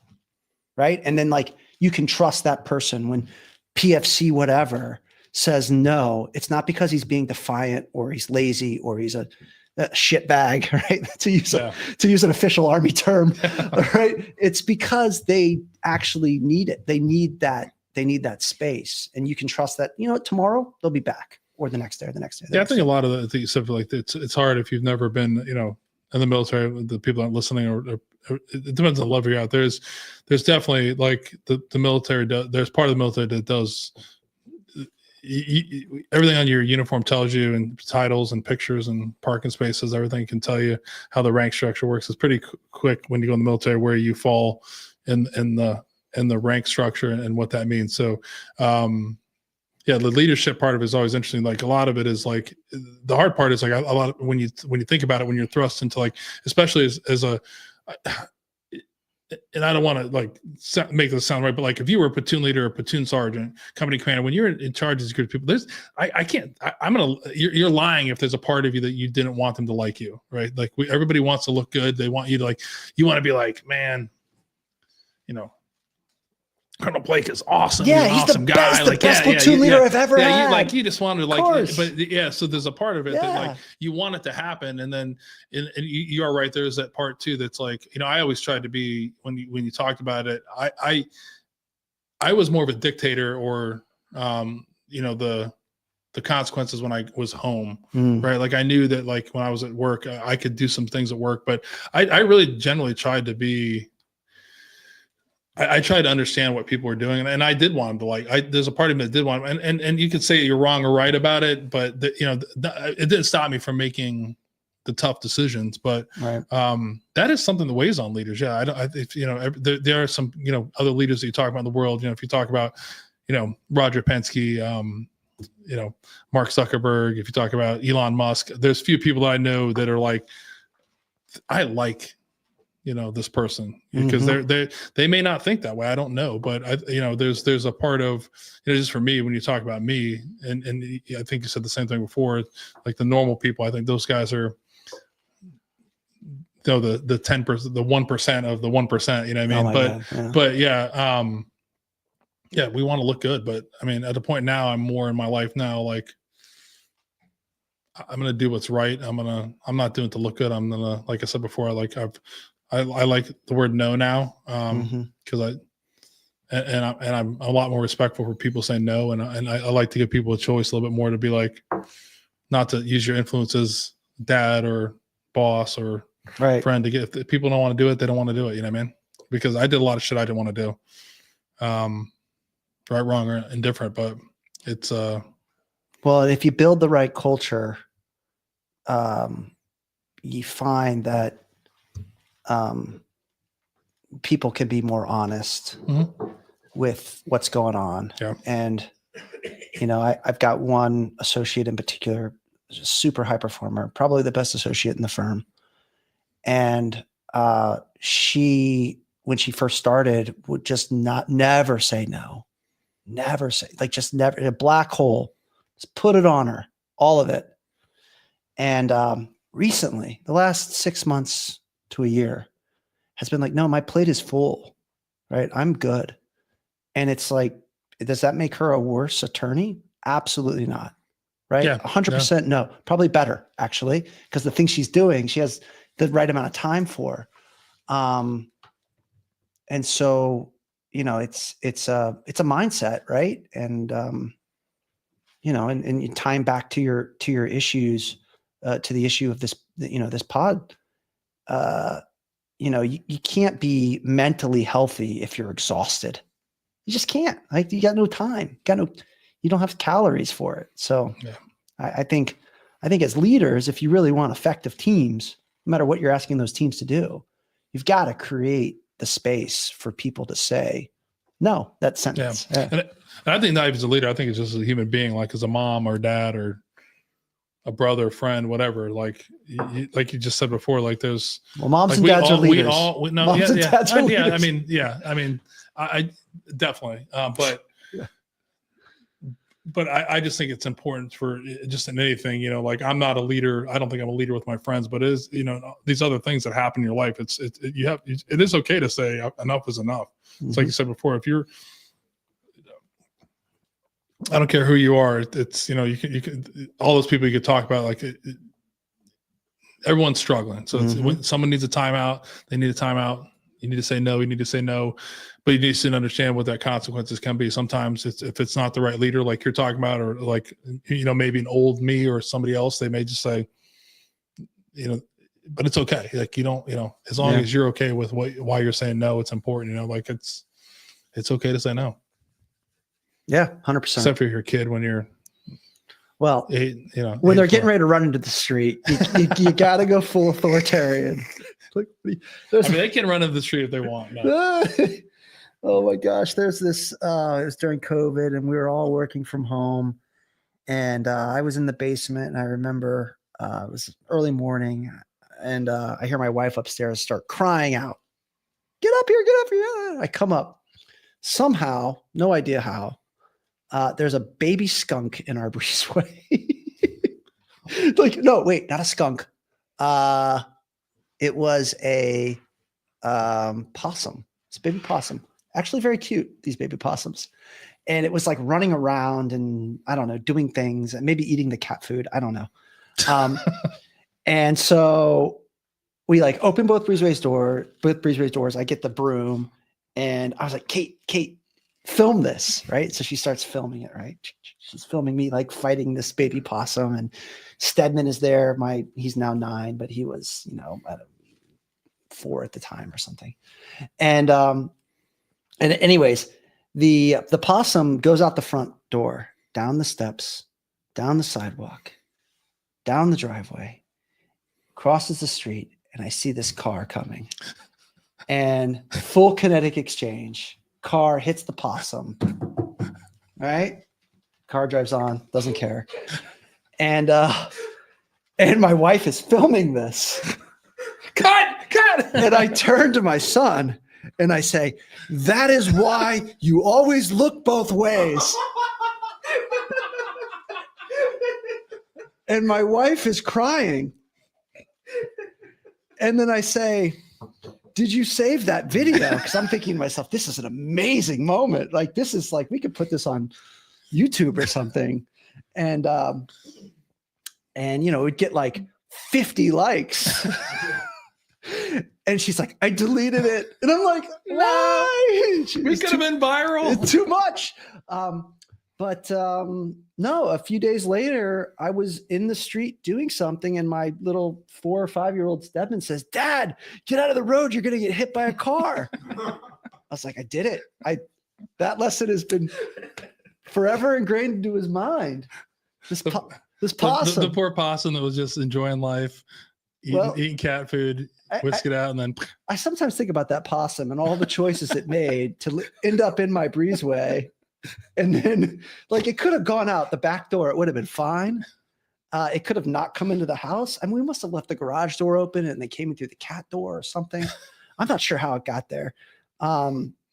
It made a lot of bad choices. By the way, during that time frame with that video, I think you guys could have been viral with that. Everybody was watching stupid stuff. Yeah, that was the time of the Tiger King. You could have been big. You could have had I think it gave like 1.2 million views or something. We probably would have ended up with our own reality television show. Right? Like Your wife crying. I'd be interviewing you right now. Yeah, you're like that. Yeah, that poor possum. It's a possum. No. Well, and the crazy thing is, her sister, my wife's older sister, hates possums, and I was like, "Oh, this is gonna be so great for her." I had all these fantasies about this video that was instantly deleted. I guess had I really thought about it, it was probably in her deleted. It's in the cloud. Yeah, I could have gotten it if I had just acted within 30 days, but I didn't. Man. So I want to go back to your sister-in-law having a hate for the possum. I mean, how do you? I mean, the people are generally like, "I don't like sharks. Yeah, I like spiders, snakes," but I've never heard like a hatred towards possum. Sure. So I don't know a lot about who started the war, but I do know who finished it.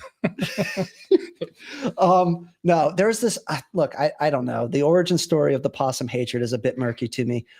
It involves a children's book that has all different pictures of animals, and you read about the baby animals. And one of the pictures is a picture of a baby possum. And the story goes that my wife's sister, who's a little older than her, would just, when she saw the possum, have this visceral reaction. And I can't replicate the noise she made, but it was sort of like a guttural hissing death rattle situation. And so she just had this organic, totally unlooked for reaction to the animal, which, is part of her idiom. It's who makes her who she is. Exactly. What makes her special. So I don't know, but again, I don't even know if you asked her today, whether she had dark feelings about possums, whether she could still articulate the emotional wellspring that she feels when she sees this. Yeah, I just thought that's such a strange animal to have a hatred towards, like something what happened, Right. But we'll just let it. I mean, everyone's different. They have their own thing, Yeah. Live and let live. Except for the baby possum. So we're that thing got I wish we had that video. That'd be great. I do too. We can play it right now. I can't believe you didn't pull that off the cloud. I should have done it. Come on. I didn't know about it. You're like, what am I doing? I'm a little bit of a Luddite. It may still be there. You should look. You can keep looking. You never know. I could. It's all out there. It's probably in there. And it was an iPhone. It was. It's got to be out it's there. Somewhere. It doesn't exist. This could be the day. This could be what makes you can stop working. You can go and go back to Bosnia again for another vacation. Yeah, Bosnia. So let's go back to we did jump ahead to some crazy topics. So that's what I do. It just reminds me of when you were asking what the format was, and I'm like, is there a format? I guess there is. We just kind of go what we go with. We've never talked about possums before. The murder of the possum that your whole family witnessed it. I don't know if it was a murder. It was more like manslaughter, vehicular homicide. Yeah, you're the lawyer. Manslaughter. And you can plead that down to like reckless driving or something. It'd be nothing, right? Assuming you didn't have a record or a gun in the car, you'd be fine. We're good to go. So we'll talk. Well, let's go back to the deployments. You did. You spent a lot of time, and you said probably about 80% or 90% of your time deployed. Yeah. What was the tough part about being deployed? What was the hardest thing for you to deal with at the time? Toughest part of being deployed, I didn't have kids, which I thanked. I mean, again, this is why I got out, right? I wanted kids, and you'd see these dads and moms just lining up at the phone banks to like spend 30 seconds with a kid who, I mean, think about like your kid, you got a 2-year-old and you go away for a year, which is the Army. Like if you're lucky, it's only a year deployment. And you come back and they're 3. They don't even know who you are. And you don't even know who they are. Right? So I didn't have that issue. Thankfully. But like I didn't have like the most stable marriage. And so, I had a lot of anxiety and fretting over, how do I make sure I make enough effort here to let this person know that we're still like to maintain that connection. Yeah. And so I would say that for me was the hardest thing, right? It's just being separated from this person that I felt like I needed to stay connected to. I could tell you that if I was deployed now in the relationship I have now, I would not have that same level of concern, but man, I'd miss her a lot more. Yeah. Right. Like that would be different, right? It would be different. I would literally miss her, right? Like miss her deeply. And the kids, yes, obviously them, I guess sometimes. No, I would miss the kids, obviously. So it would be harder in that way. It would actually be harder in the way that I wanted to avoid, right? The thing that the thing that I got out for, happened to me eventually. Yeah. But yeah, for me and that's right. That goes back to what we were saying is you don't really, no one understands what's going on in everyone's personal lives. A lot happens behind closed doors and, there was, but that, for me, that was the conflict is I felt like I had to work while I was doing all the other things I had to do to try to maintain, salvage, save a relationship that I wanted to keep, certainly at the time. There was this goes back to your one of the early topics we had is towards the end of my deployment, the second deployment, maybe we had a month left. We were already in left seat, right seat with the new unit that came in. And my grandmother on my mom's side died. while I was overseas, and I got a Red Cross message.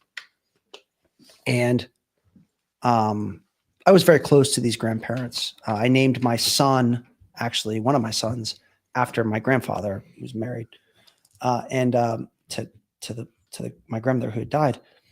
And I just wanted to tell my battalion commander that, because the unit gets the notification, oh, this person in your unit got a Red Cross message, right? I just was like, I've received this Red Cross message. I am not intending to go back home to deal with this, right? I'm staying here. I'm doing this left seat, right seat. Like, it's important. But I remember I couldn't even get the sentence out, right? Of like explaining to my battalion commander what I was doing when he started yelling at me. You are not leaving. You are staying. I was like, sir, I wasn't even going to ask to leave, right? Like, I'm intending to stay. It just kind of like tells you that the culture is kind of wacky. You think? And frankly, though, I should have asked to go. Like you said, yeah. I didn't, but like, that was never even something I even thought about doing. Like, oh, should I stay or should I go? Right. I was like, no, of course I'm staying. I have to stay. They need me. They probably didn't need me, but I felt sort of compelled. And so, I was like, that like really sticks with me as something like, as a failure, frankly, of leadership, is I was told before I even could, before I could even get the sentence out, right? The guy didn't even know the question before he, right, had this negative reaction. And so I was like, oh, that's not great.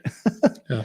So anyways, but I would say just your general relationship stuff is, and you're probably well aware of how many relationship issues occur after deployments. I mean, frankly, we had far more issues after deployment. You lose far more soldiers to, not necessarily to, death or injury, but, substance abuse or domestic violence issues, or just going crazy after a deployment than you do in a deployment. And it's because the problems that you leave behind don't go away. They get worse, right? Yeah. And I wrote a blog post about this recently, not recently, maybe 3 or 4 years ago. And it was during COVID, and it was coming up to the time when the vaccinations were coming online, right? And everyone felt super optimistic about, I'm going to get vaccinated, and then I can go back into the world, and I can fly on planes, and I can go to movie theaters, I can go out to dinner, and I can go see my parents and my loved ones and whatever, right? And a lot of people never changed their behavior during COVID, but a lot of people did. And so I was like thinking about this process, this idea that you're going to get this magical shot, and then suddenly life is going to go back to normal. I was like, this reminds me of redeploying. This reminds me of, you're overseas, you're in combat, and they're saying, hey, you're going back home in 2 months. And so like, there's this like euphoric time period. You're like, everything is going to be great. Actually, nothing is great. Everything is the same. And people still have problems that need to be dealt with. Yeah. And so what I did in this article was like, hey, like, everyone needs to check in with each other, right? Like, everyone needs to make sure that you're okay. Like, just because we're coming home doesn't mean that everything is hunky dory. And so I there it is. Oh, he's pulled it up. Well, you guys did your research. He's not messing around. Josh is over there banging away. So in any event, I thought that there's some similarities there that I felt were relevant. And I had some experience that I felt was relevant. And so I encourage everyone to, you don't have to go to war to know that this happens. You just have to just like pay attention. Yeah, I think that's a great a great look on some stuff. I think it's interesting. We talked about, you not having kids, but still you had a wife, and like, I still to this today, when somebody says like, thank you for your service, I'm always like, you need to thank like the wives and the kids, because they suffer a lot. Like, so like these relationships, I there's a lot of, I hope all these spouses that know most, men and women that got thrust into that, like your ex-wife, like that's people don't get what that's like. People don't get what it's like to marry someone, leave their family, go to a place that they don't fucking know. And the only person they know is this person that they're supposed to love, and that's supposed to love and care for them. And then that person is just not around. And then, when that happened, after 9/11, it happened to a lot of people. It was like, and they were not around for a long time. Right. And then, and for us, it was like, there was always part of me. It was like, I had such an immense guilt and shame about leaving my wife, leaving my kids, but you weren't even allowed to say that. Like, I'd be the guy who's like my wife, like, write me a letter. I don't write a letter. I don't miss anybody. I can't, like, that was such bullshit. I mean, I give the story, like, why can't I go to the video bank or like what people do? Because like, my soldiers need to say that. The reality is, like, I couldn't look at her. I couldn't, I really couldn't. There was such an amount of guilt of what I did. Like, I mean, think about it. Like, people don't get it. People, if you've never been in it, they don't understand it. They really don't. It's a small percent, but like, people think it's a big deal. But like, I'm living in Fort Bragg. All of a sudden, we PCS and we're going to Benning, and then all of a sudden they deploy, and I'm there. Like, people think like they know everybody. They don't know anybody. Like, a lot of times in some relationships, they left all their friends. They left their support group. Sometimes they left their jobs, and then all of a sudden the service member is gone, and they're left to like do it all. Like, I remember coming back, and for me, it wasn't even deployments. It was just every day. Like, I was disconnected from everything, man. I didn't pay bills. I didn't, like, when I finally came back, when I decided it was time to get out, and I was trying to thrust myself, and I use that word on purpose, like, get involved in life. Like, I'm going to make some decisions around this fucking place. My wife was like, where have you been all these years? Like, what are you talking about? Like, I remember one time we were hanging a picture, and it used to just be hang the picture guy. Like, it goes there. And I decided to be like, I don't think it should go there. I think it should go over here. And it turned into a huge fight. And then, like, when you think back, it's like, this woman did fucking everything on her own, like raised my kids, balance the checkbook, manage the house. Like, and a lot of times for the most part, they do it really well. And then all of a sudden we come back and let's thrust. I want my opinion to be here. Or like, at the times when they wanted our opinion, we literally, like, my wife came to me so many times, ask me what I think about something, I would just freaking dismiss it and be like, I still do that now about some things, but I feel like they're not important things that I'm dismissing, but but no, it's more of, like, I think when you look back what you said before, the relationship part is like the kids, the spouses. It's hard. I mean, it's hard. The Army's not great at teaching people how to make collaborative decisions. No, I mean, but it's not an organization that has it. I get. It's top down, authoritarian. Someone's got to make some decisions. Someone has to make decisions, and someone has to be accountable. In the real world, the way in which you interact with the people you love, the way in which you interact with the people professionally, that's not how it works. No. Right? Like you don't take and hold ground in a marriage. That's true. You're like, right? Well, you can. You can. It's not gonna work out well. You can, right? Like, right? Yeah. You don't take and hold ground. It's all compromise. It is literally, you have to deprogram yourself in order to be a good husband and father after coming of age in the military. Because we make really great soldiers, effective war fighters, really great, the best in the world. There's a price. It's always an even trade. That is true. That's a good point. I've never thought about the way, and I don't fault it for what it is. I just like you, I raise my right hand and and made a choice, and it's okay. It's I'm great. great with that choice, but yeah, it is one of those things, like as you talk about that coming back, like you said, all those, every problem, and that's not just the military, like every problem you have in your life, it's not going to go away. You gotta deal with it. You can't, yeah. No, it's gonna be okay for about a week. You're coming back, but then all of a sudden, the ostrich is a noble animal, right? But it's not an adult human, right? Exactly. You can't just put your head in the sand and say, when I come back up, all my fears and troubles will be gone. No, they'll be actually worse and closer. Exactly. Are you ready for another pour? 100%. All right. So we'll hit our second pour of the night, and then we'll take it home. Love it. I should have opened this before, but that's all right.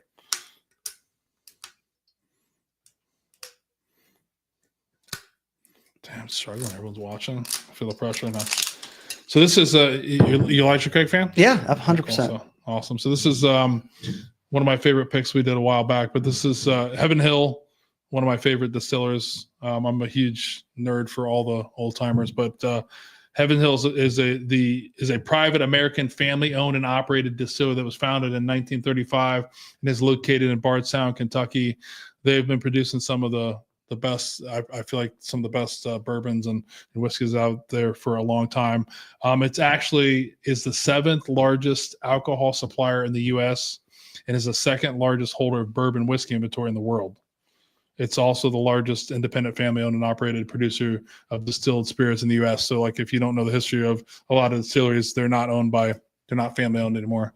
They're owned by Sazerac, Beam Suntory, other places. So Diageo. Yeah, Diageo. Yeah, Heaven Hill produces tons of stuff, but like what most people know, Heaven Hill, Evan Williams, Elijah Craig, Old Fitzgerald, Larceny, Henry McKenna, some great stuff. So this is, in 2016, Heaven Hill decided to redesign the Elijah Craig small batch and small batch barrel proof offerings and introduce the small batch 94 proof offering for the private barrel selections. This didn't change until 2021 when they started bringing in the barrel proof stuff, and now they've even got into they're into with Elijah Craig. There's actually Elijah Craig barrel proof toasted. There's all kinds of stuff, but this is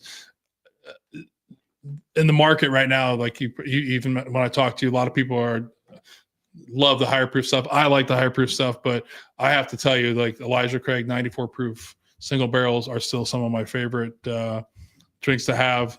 Number one, the price is great.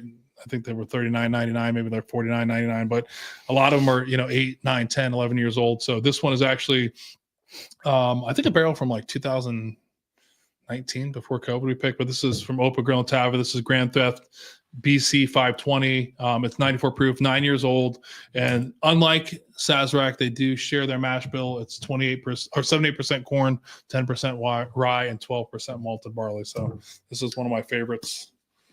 Good. In a long time. I hope you can be all right with the higher proof there. I will be okay.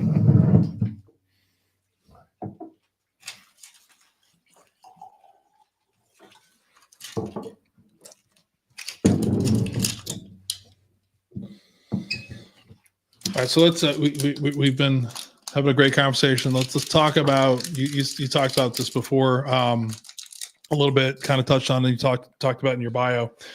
What was, you made the decision to get out for the family, but what was that really like? How were you struggling as a person saying, hey, I feel like just the time I've known you, this, which is an hour and 2 hours and 15 minutes. Yeah. Which is which is approaching actually the event horizon for when you have to make a decision about whether you want to see me again. Exactly. No, but I mean, I can tell you were proud about being an Army officer. Like, I know you made the decision that says, hey, you're going on to do other things. Like, what was it like transitioning out from doing something you really liked, going back to for a marriage that I assume at the time, rocky. You knew what you were doing. What was your thoughts at that time? So part of me felt like a quitter, right? Yeah. Right. And I have prided myself on not quitting, right? On things, not failing at things. And I quit this thing, right? This military career, and felt a little bit like a betrayal, right? There were guys there and gals that I was like, felt a connection with that I did not want to leave. but I was tired. I was so tired, right? And just done. And so it was time, right? Like it was time for me to go. And frankly, I'd been a platoon leader. I'd been an S2 of a light infantry battalion in combat. Like, what else was I going to do? My next job was going to be some, right, like pencil junkie reporting up to some tired major in a division, like targeting division. Come on. I'm not like, give me a break. I didn't want to do that. Right. Like, so it was time. I think at least, in the short term. And so while I was in a desert somewhere in a tent, I studied for the LSAT, did well enough to get into some schools. And while on mid deployment leave, from my second deployment, visited a few law schools. And like I said before, fell in love with Ohio State and Columbus. The Ohio State. The Ohio State. Yes, of course. And so that's like, right. That's what I decided to do. And frankly, my reasons for going to law school were completely selfish. Like, frankly, my aunt and her husband, my aunt and uncle, were lawyers. And I just remember when I was a kid during Christmas, we'd go to their house and their kids always had nicer presents than my parents.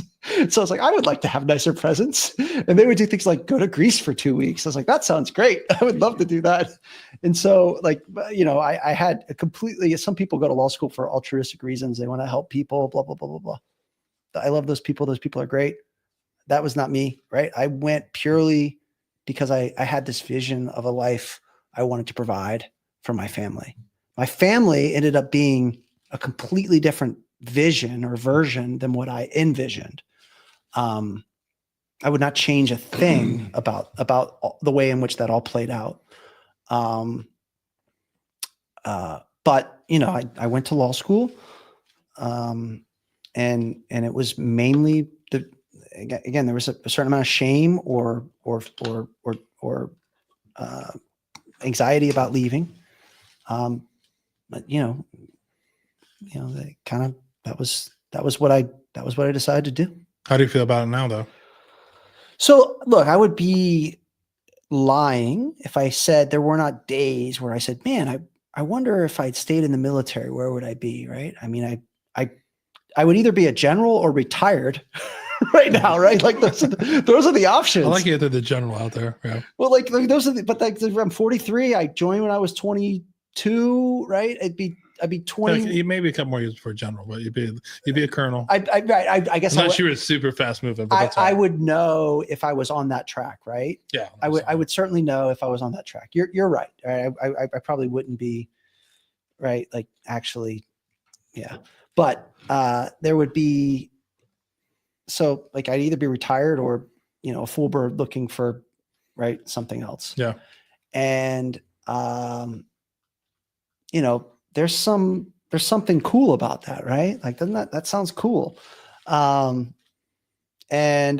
that job in some ways was more difficult, you know, being in the military, but in some ways it was much easier too. So, you know, there are certainly days where I'm like, what would my life be like? Would it be better? Would it be worse? Right. But I can tell you, you know, the one thing the Army does, or the military and service in general, is it gives you perspective. You know, I mean, no matter how bad my days at my, you know, being a lawyer are, nobody's trying to kill me. So that's pretty good. Right. Like there's not like that same kind of like visceral sort of combat that happens. And so it helps to put things in perspective, put things, you know, I try not to at least get sort of like stressed out or overly anxious about, you know, the day-to-day stressors, right? Because, you know, at the end of the day, I get to go home and I get to see my wife and If I'm home early enough, I get to see my kids before they go to bed. You know, it's pretty, I get to sleep in my own bed. Right. Yeah. So, yeah, I don't know. Your question was, how do I feel about the transition? I have a very full life, very happy. Yeah, I think it takes a lot. I think I feel the same way. I mean, I think I have a full life now, but at the time I attach a lot of things onto it, and it's crazy. I just went to my 30th reunion in September from college, and one of my classmates is a general. Yeah. And I think there's maybe 2 that are still colonels, maybe 1. Full colonel, and then like everybody else is retired. But like there's a part when you see him in uniform, you're like, man, that seems great. But then when you really like look back, and it wasn't in the cards for me. I'm okay with that. It's fine. You know what I mean? But it took a long time to feel it. Like to talk about it. I think getting a star would be sweet, wouldn't it? No, I mean, there's a lot that goes into it. I think there's a lot of, I mean, I used to think that, but now I mean, there's a lot that goes into what the consequences are. I mean, there's a lot of sacrifice that goes into that. And I don't know. I just know that was in the cards for me. I just look more now of like, I think you said earlier is like, there was a lot of guilt, like quitting, like people don't understand what that's like to get out and say, I'm going to get out and not do this. You watch other people, go on and be, successful in careers, but I've been successful too. Like I can't deny that. So, but it takes some people a long time, and unfortunately, a lot of people aren't. Like that's the military is their highlight of their life, only because I think we talked about this before. Is like it's a part of you, right? It's not your identity. You can go on and do great things, and I think you got to look at the positive of what it means. Like, it's hard. Like I can't even put like, to me, like my identity was always to be an Army officer. Like that's what I wanted to be when I was like 10 years old. Mm-hmm. And then like, you're not that anymore. And all of a sudden I'm like, I'm a district service manager for Penske, you know what I mean? And like, it doesn't have that same, like, you know what I mean? And then you're like, there you're doing sales and you're giving a sales pitch to your son and your wife, your oldest son. You did the whole sales pitch, and your oldest son looks at your wife and goes, Mom, are you as bored as I am? Because this is boring. So there's a lot of things that happen in your life that you got to be like, I think you said it well. It's like you things happen for a reason. I mean, it's you don't have to stay in for 20 years. It doesn't mean you're a failure. Right. That's a big thing is, to me, is if you served your country you're my brother, you're my sister forever in life. It doesn't matter if you did 25 years, if you were a 4-star general, if you were an E3, I think it's just, you took that oath the same way we did, and that's important. And you should remember that. So I've been asked to talk to students sometimes in connection with my kids' schools. I've been asked to, say usually around Veterans Day. And I remember this one year where I talked to a group of, 7th graders or something. And, the question was about like, something about service and being a hero and things like that. And I said, I don't, and I think a lot of veterans feel this way, like they don't conceive of themselves as heroic. I think what they conceive of themselves is like, they are a servant, right? Like, and what I said is like, look, there are like 3 civic duties that we have a right to perform. We have a right to serve in our military. We have a right to serve on a jury, and we have a right to vote. Those are the 3 pillars of civil service that we as citizens get to perform, which is unique in history, right? We haven't been doing this for very long, a few hundred years. And frankly, for it's only been the last 50 or so years that everybody has had an equal right to those 3 things. And I said, so like, whether or not you choose to be in the military or not, right? Like you all have the opportunity to be heroic, to perform the civil service. Once you basically turn 18. I said, but really like the thing that you should do is just like try to make everything just a little bit better.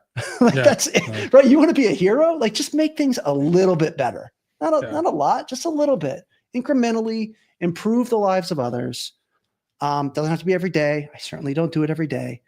But like on average, you're making things a little bit better. And that's the message I try to deliver to these kids. Like that's the whole game. The whole game is just leave it a little bit better off. Yeah, I think a lot of people miss. I mean, the civic duties are interesting. Yeah, like I look at like the military. I used to think like the only way you could have a civic duty was to be in the military, like serve the military. But like, my oldest son's a nurse. These guys that are police officers, guys and gals that are police officers. They're district attorneys. They're doing like there's all these crazy things that you can't, like you said before, just make the place a little bit better than you left. You're not going to rope me in on the jury because the jury duty is shit. No, man. No, I'm kidding. Jury duty. No. Look, first of all, I'm joking. Well, no. First of all, there's that show. I don't know if it's on Hulu or Amazon called Jury Duty. Have you seen this? Yeah, it was actually pretty funny. The skit about the whole. So I loved it. My wife, she could not continue watching it because she was too awkward for her. She's like, this guy doesn't know that this is happening to him. I said, no. And then it's like, I later learned that he apparently had like PTSD from this event. Dude, I think it's I don't know how, as a lawyer, if you can get involved in that, but we often talk about this work. I lived in Texas, the only place I've been called. I don't know how I got it, but I got called 3 times for jury duty. Really? So like you go there, and like the first time there was a judge up there with a microphone that's like, hey, everybody, I just want to let you know, basically, unless you're about to, get a heart transplant or somebody's dying right now, you're not leaving. Don't come up here and ask me to leave. And then like you hear this, the whole thing. And then like 100 people would like be in line to ask her. And she had the microphone live and she'd be like, why do you think you should leave? Well, and she would just, it was like almost like a TV show there. She's roasting everybody. Right. But like the first couple times I don't get called. I make the fatal mistake the third time of wearing like a button down shirt. Oh yeah. Khaki, you look normal. Like you're a professional. Yeah. So we get called to jury duty and it was like it was, yeah. I'm like, this doesn't feel the same way the other two did. And we're there and like, we're in, we're starting I think it was like juror number 7. Oh yeah. No, first. And then before they go in there, they start talking 7. And before we know it, there's a recess. We go outside and they're like, we're switching up the numbers of jurors.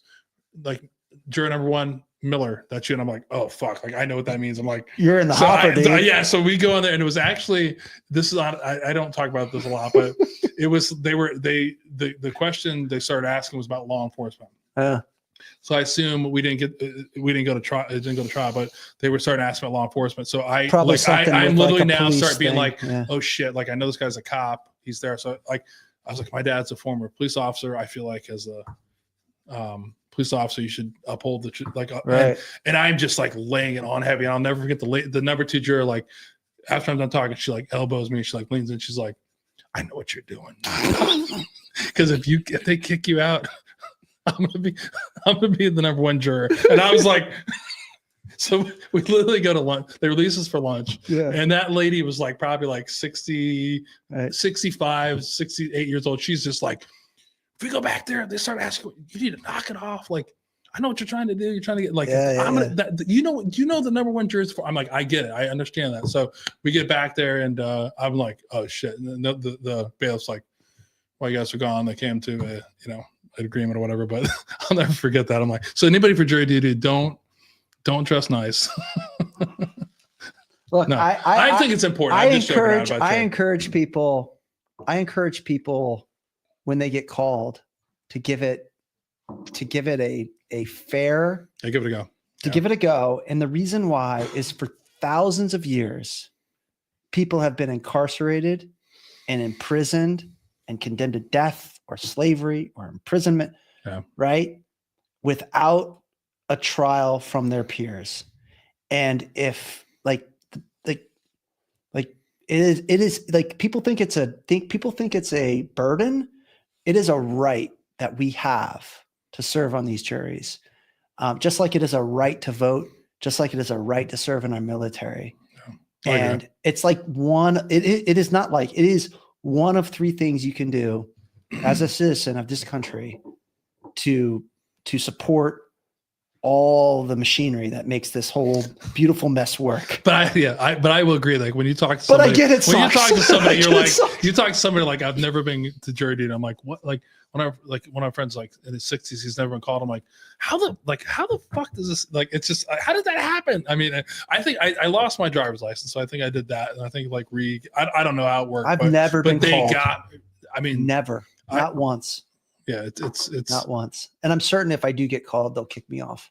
No, but that is true. I think you go do it. But it was funny, like all joking aside, when you sit there and watch people trying to get out, like you're there, like I get that some people need to work. I didn't need the, I'm a salary guy. I didn't need the one thing I can get out of it, but like I can get how it works. But like I get that it was important. But like when it gets to the point, like I was like, shit, I'm the last person that needs to be the foreman. maybe I wasn't. Maybe you're the maybe first. I wasn't. Yeah, maybe I wasn't. Kidding? Yeah, but it was an interesting look into. But it goes back to voting. I think that's an important one that I think a lot of people just throw out of the. It's another right, man. We fought for it.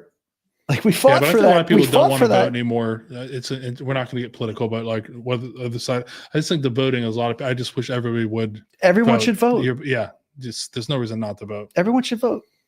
Yeah. Everyone should vote. We incentivize everyone needs healthcare. We should incentivize that too. Yeah. Everyone should vote.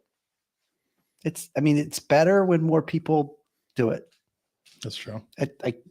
Yeah, you're right. You don't have to get political about it, but like they give you this franchise, use it, or you could lose it. I think it's interesting. Like when you look at that, like it's just. So in my family, some people may not have voted this past election. My immediate family, and.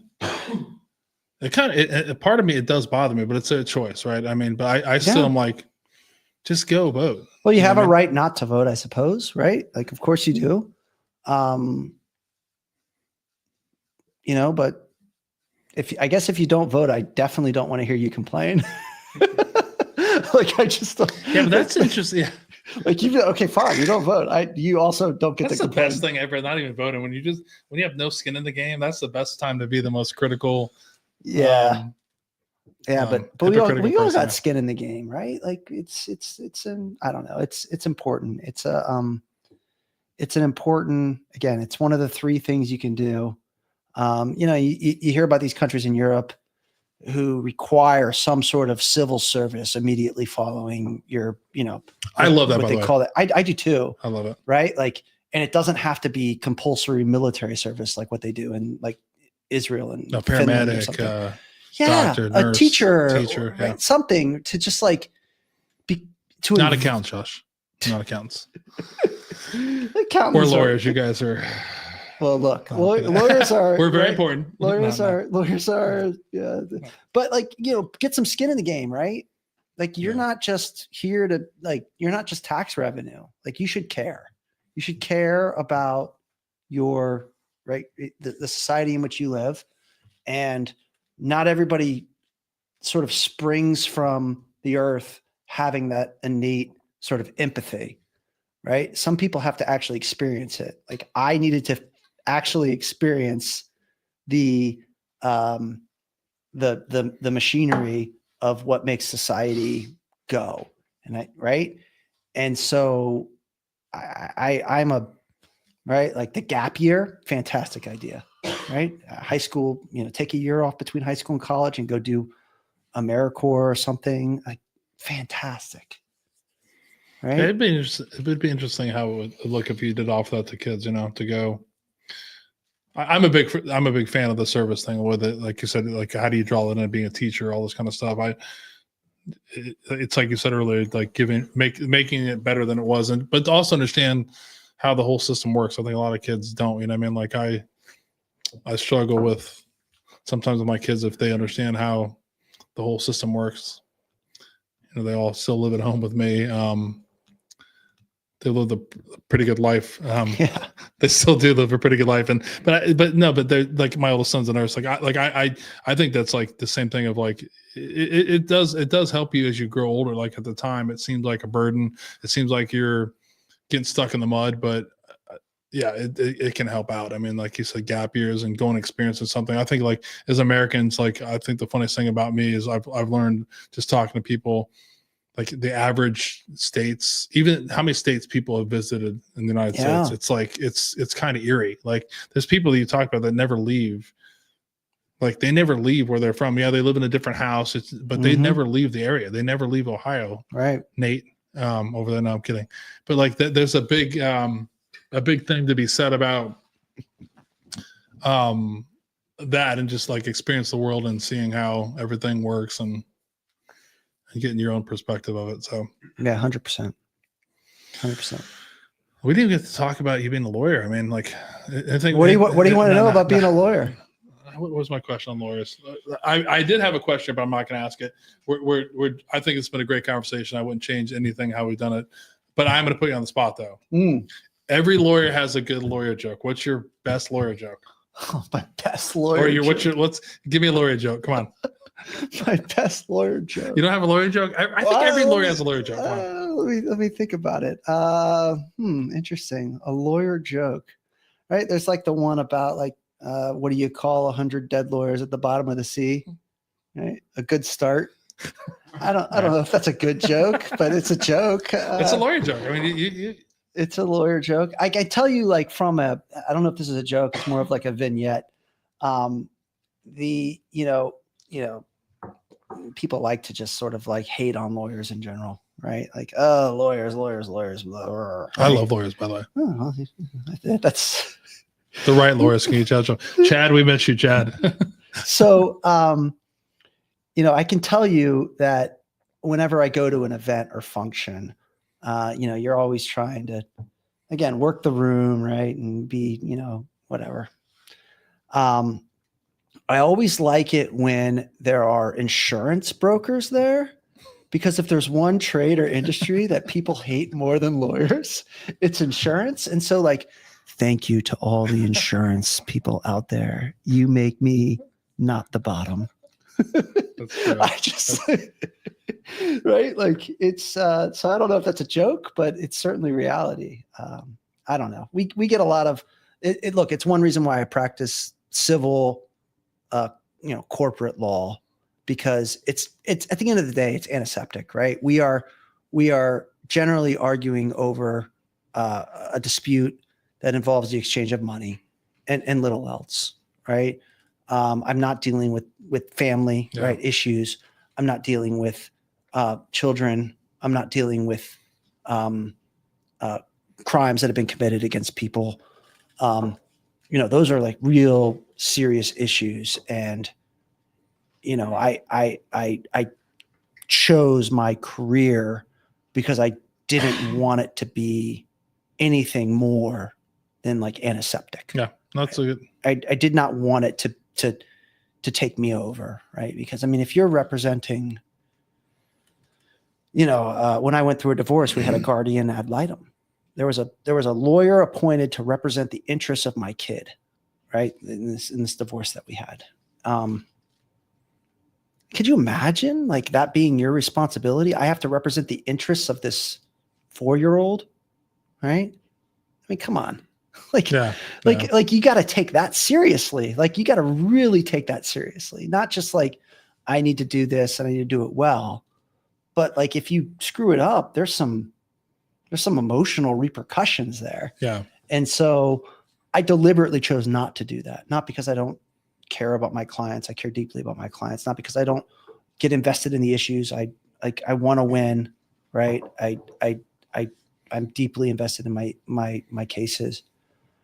But, when I lose, it's not the end of the world, right? But if you're representing a person who's been battered, or representing a person who's wrongfully accused of a murder, and you lose that case, that's a different story, right? And those are the stakes that our military faces every day, and something that I chose to leave and went to this other thing. So, in some respect, I've chosen a career that allows the same, sort of like focus on high performance and focus on function and success. And there's a certain amount of anxiety and stress that goes along with that. But at the end of the day, I can go home and be home. Mm-hmm. Right. And I think for, military members, you're always trying to go home, and we talked about me being in Ohio from Florida and, transitioning from the Army, right? Like I am home. Right. And as soon as this is over, I get to go home. Yeah, exactly. I get to go home and I'm going to stay there and it's going to be great. Yeah, that's true. I mean, I think there's nothing wrong with the career path you chose. I think you see that. And I do have a lot of respect for the lawyers that are doing the stuff like that. When you do look at, like, I love podcasts. I love documentaries. So you see some of these lawyers and how they're invested in this. I'm just like, holy shit. Like, yeah. I don't know how they, how they do with it, and they need them. This is what the system needs. So it all works. I'm just glad you're not into tax law. You didn't say what you felt about tax law off on camera, but he doesn't really care much about the tax law lawyers. No, I'm kidding. Tax law. I got no problem with tax lawyers. We have great tax lawyers. Me. I don't need to be. We have great tax lawyers at Calfee. If you need any tax advice, you should call me. I'll hook you up with one of those guys. I don't not do like that. Me though. No, I'm kidding. So anything else you want to talk about? Anything we missed about your life, your story? Anything we missed? Look, I got 3 great kids. I sometimes think if any of them can or should do what I do.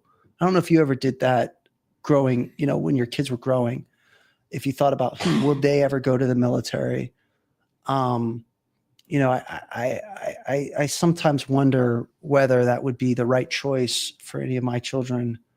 And so, that's something that, I don't know. You have military family, you have legacies, right? Like, if you have, I think there's probably a stat out there that says if you have a parent that was in the military, you're more likely to be in the military.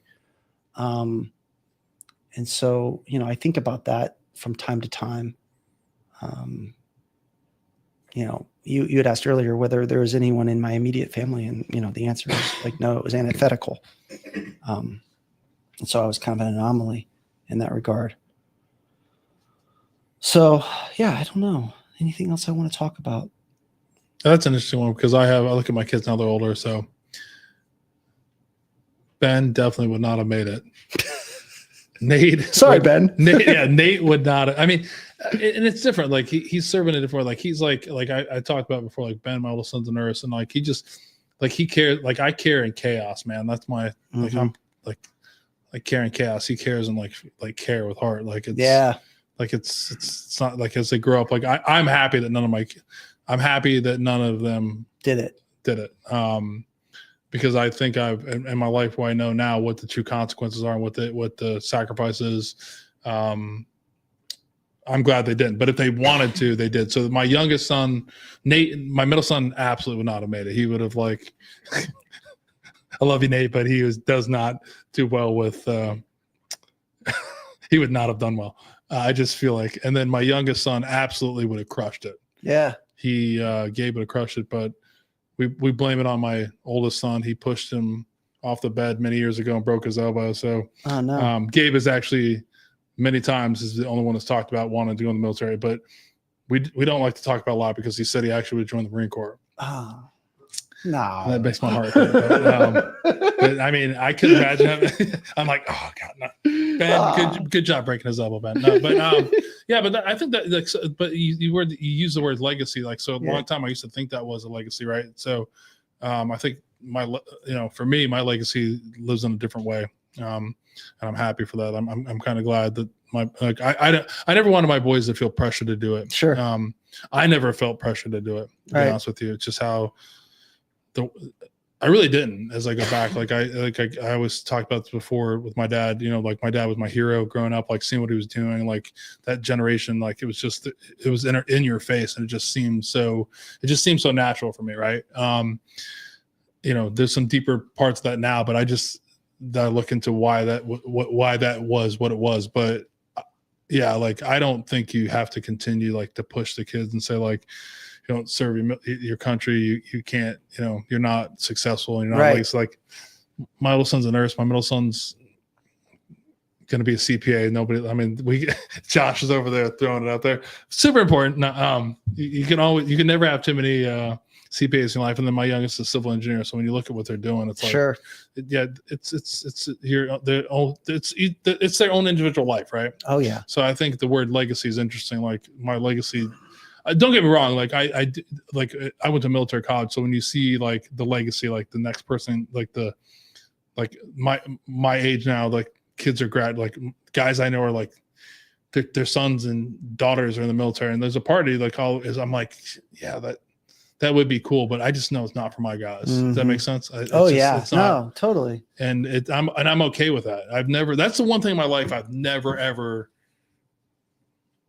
questioned. Like I've never been like, if I look at my kids and say you're weak because you do that, like I've always been okay with that. I've been like, it's great. Like would I love for Gabe to be a Marine? Maybe not. No, I'm joking. No, Simplify. No, but God, he would be such a cocky little shit. I kind of like it a little way, but no, but that's the one that's for me, as we talk about, like the one part of me is I'm completely happy with that. I'm okay with that, and because they're individuals, and I wouldn't change it at all. Yeah. So. Now, I just want to maybe push back on one thing you said about your oldest son, Ben, was it? Nurse. And I got the sense from you that he's got a tremendous amount of empathy. Is that fair? Oh, no. Yeah. I mean, I think to be a nurse, you have to have a bunch of empathy towards. I think we need more of that. Oh, 100%. In our warfighters, not less. No. And so like like the fact that you thought for him, the military would not be the right fit is, I think, getting to the very point of why we have the crisis we have with our veterans nowadays. Right. And so I think getting more empathy. I mean, the military is the last part of diplomacy, right? It's like, okay, we've tried to negotiate, and now we're just going to kill you. Like it's the last. But did we really try to negotiate? I mean, it's right. Yeah. But like, the way in which we fight wars now, like I built more bridges than I blew up houses. Yeah. Right. So, I think we need more of that leadership from emotion. Like you and me, our generation, we are not cut out for that. And we're trying to learn on the fly. And I really appreciate this podcast because you're doing that, right? You're kind of like, I'm going to pick at the scab. I'm just going to pick at it. And yeah, it's going to bleed a little bit and it's fine. It's a little bit messy. All right, whatever. It sounds like you've raised your sons in a way that is really healthy and good for the world. I'm trying to do the same with my kids. But I think more of that empathy injected into these like trades that necessarily have been antithetical to that is probably good. And that's how we'll get to the no, which you referenced. No, I agree with the empathy. Like for Ben, Ben's like, he's probably going to kill me that we're talking about this, but he actually probably not. He has no way to live. He actually would, but no. He did. When he was a sophomore, applied for a naval nursing scholarship. I was like super, if I'm being honest, I was like super gung. I'm like, holy shit, this is cool. Like, I mean, the Navy, that's okay, but like, but as a parent, you're like, the things you never understand as a parent, you're like, I can never understand when my mom and dad were like, I don't think you should do that, or this isn't a good idea. I'm like, the Navy is perfect. Navy nurse, what's he going to be doing? But he actually probably mostly treating STDs. Yeah. Like I would guess. He went through all these. He went through the whole process, and still, I'm shocked that this is where I can get pretty rackety about it. But I'm like, I don't know how he did not get one of those scholarships. It just blows my mind. Yeah. But then you look at it, like after it was over with, there was no when he didn't get it, it was okay. Like I wasn't like nobody's identity was hanging on this. But then like, I think maybe, I don't know the time frame after, was like, he was just like, this wasn't really for me. Like, and I get what you're talking about, empathy. Like, but to go back to what you know, go against what you said, I think I always have had empathy. I just didn't know how to express it. Sure. You know? And that's a key thing in what you're talking about. Like, yeah, it obviously has people that think differently, and all these organizations have changed, but the military is the military for a reason. Law enforcement for a reason. The warrior class is a warrior class for a reason. And it has to be in that some way. But yeah, anytime you can inject empathy, you can inject somebody with a different view in it.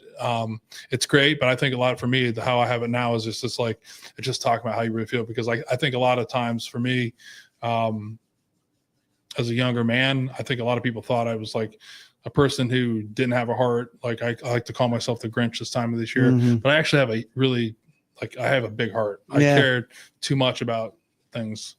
So yeah, it's just being able to, just talk about it now. Like those people, because there are people out there that are very different. I mean, like that person that told you you're not going back, that one person you should have said was that left seat, right seat ride. Come on, we've been there before. Like they've been there. It's bullshit. They should have been like, we're getting you on the first plane out of here to go. Fuck it. Because guess what? You only have 2 grandparents, and that's that's the stuff that's changing. If I'm talking to anybody, if you're in the military, knock it the fuck off. Like that's the stuff that we all were told to do. Like forget about it. Like we only have a certain number of grandparents. We like forget about it. Like, and guess what? That should not be the first thing somebody says. I mean, that's the culture, and what ends up happening, that what people don't realize is that's when the guilt starts. If you're able to deal with it, you don't feel bad about it. Some people, unfortunately, they miss their grandparent who was super important to them, and they fucking feel guilty about it for the rest of their life. And they absolutely let that shame take over, and they do something stupid like taking their life, or doing other things that are not self-productive. So yeah, no, I mean, I 100% agree. I think I'm very fortunate in how resilient I am in general, because certainly I look back on things that I've been through and think, things could have gone awry in a way that would be not healthy or productive. So I'm lucky that I have had, like I said, just like, 2 bullets hitting each other. Yeah. I'm lucky that whatever it is in my constitution has allowed me to sort of, withstand some of the stuff. And that's not to say that, I have some superpower. It literally is just providence. When I think about the various soldiers that I worked with, some did well, some did not. The failures aren't because of weakness. It's just human condition. Yeah. 100%. Right. And that's the stigma, right? That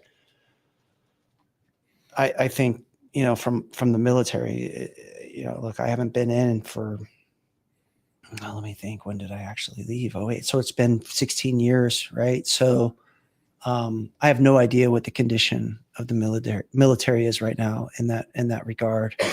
But when I said, like, I think people with empathy need to be in the military, this is what I'm talking about. Yeah. Because unless you get more relational leadership, right? People who lead with love,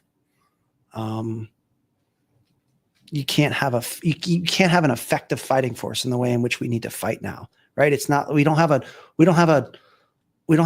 conflict that is like, hey, everyone needs to muster and go and fight for a year or 2 years in a foreign country and then come back and ticker tape parade.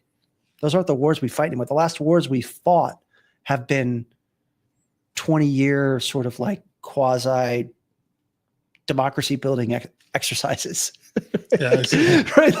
Like we're not fighting these, like, we're not fighting evil anymore. Right. It's like a government, right?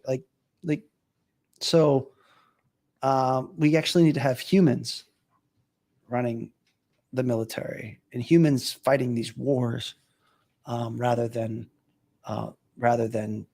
barbarians. Yeah.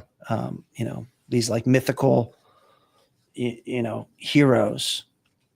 It's a myth, right? Like these are people who are going to go back to their families and eventually ETS and do podcasts and become really boring corporate attorneys in Columbus, Ohio. Yeah, I think a lot of it's like the word I tied to things said is just to be authentic. Like it's authentic, true self. Like they're out there. Like all those leaders are out there. Yeah, I'm out there I've been out for way longer than you have, but yeah, they're out there. Just be true and authentic of how you feel, and I think it'll change the world. But like, I love what you said about being resilient. Like I say this to every service member. Like your worst day is never gonna happen for you again, right?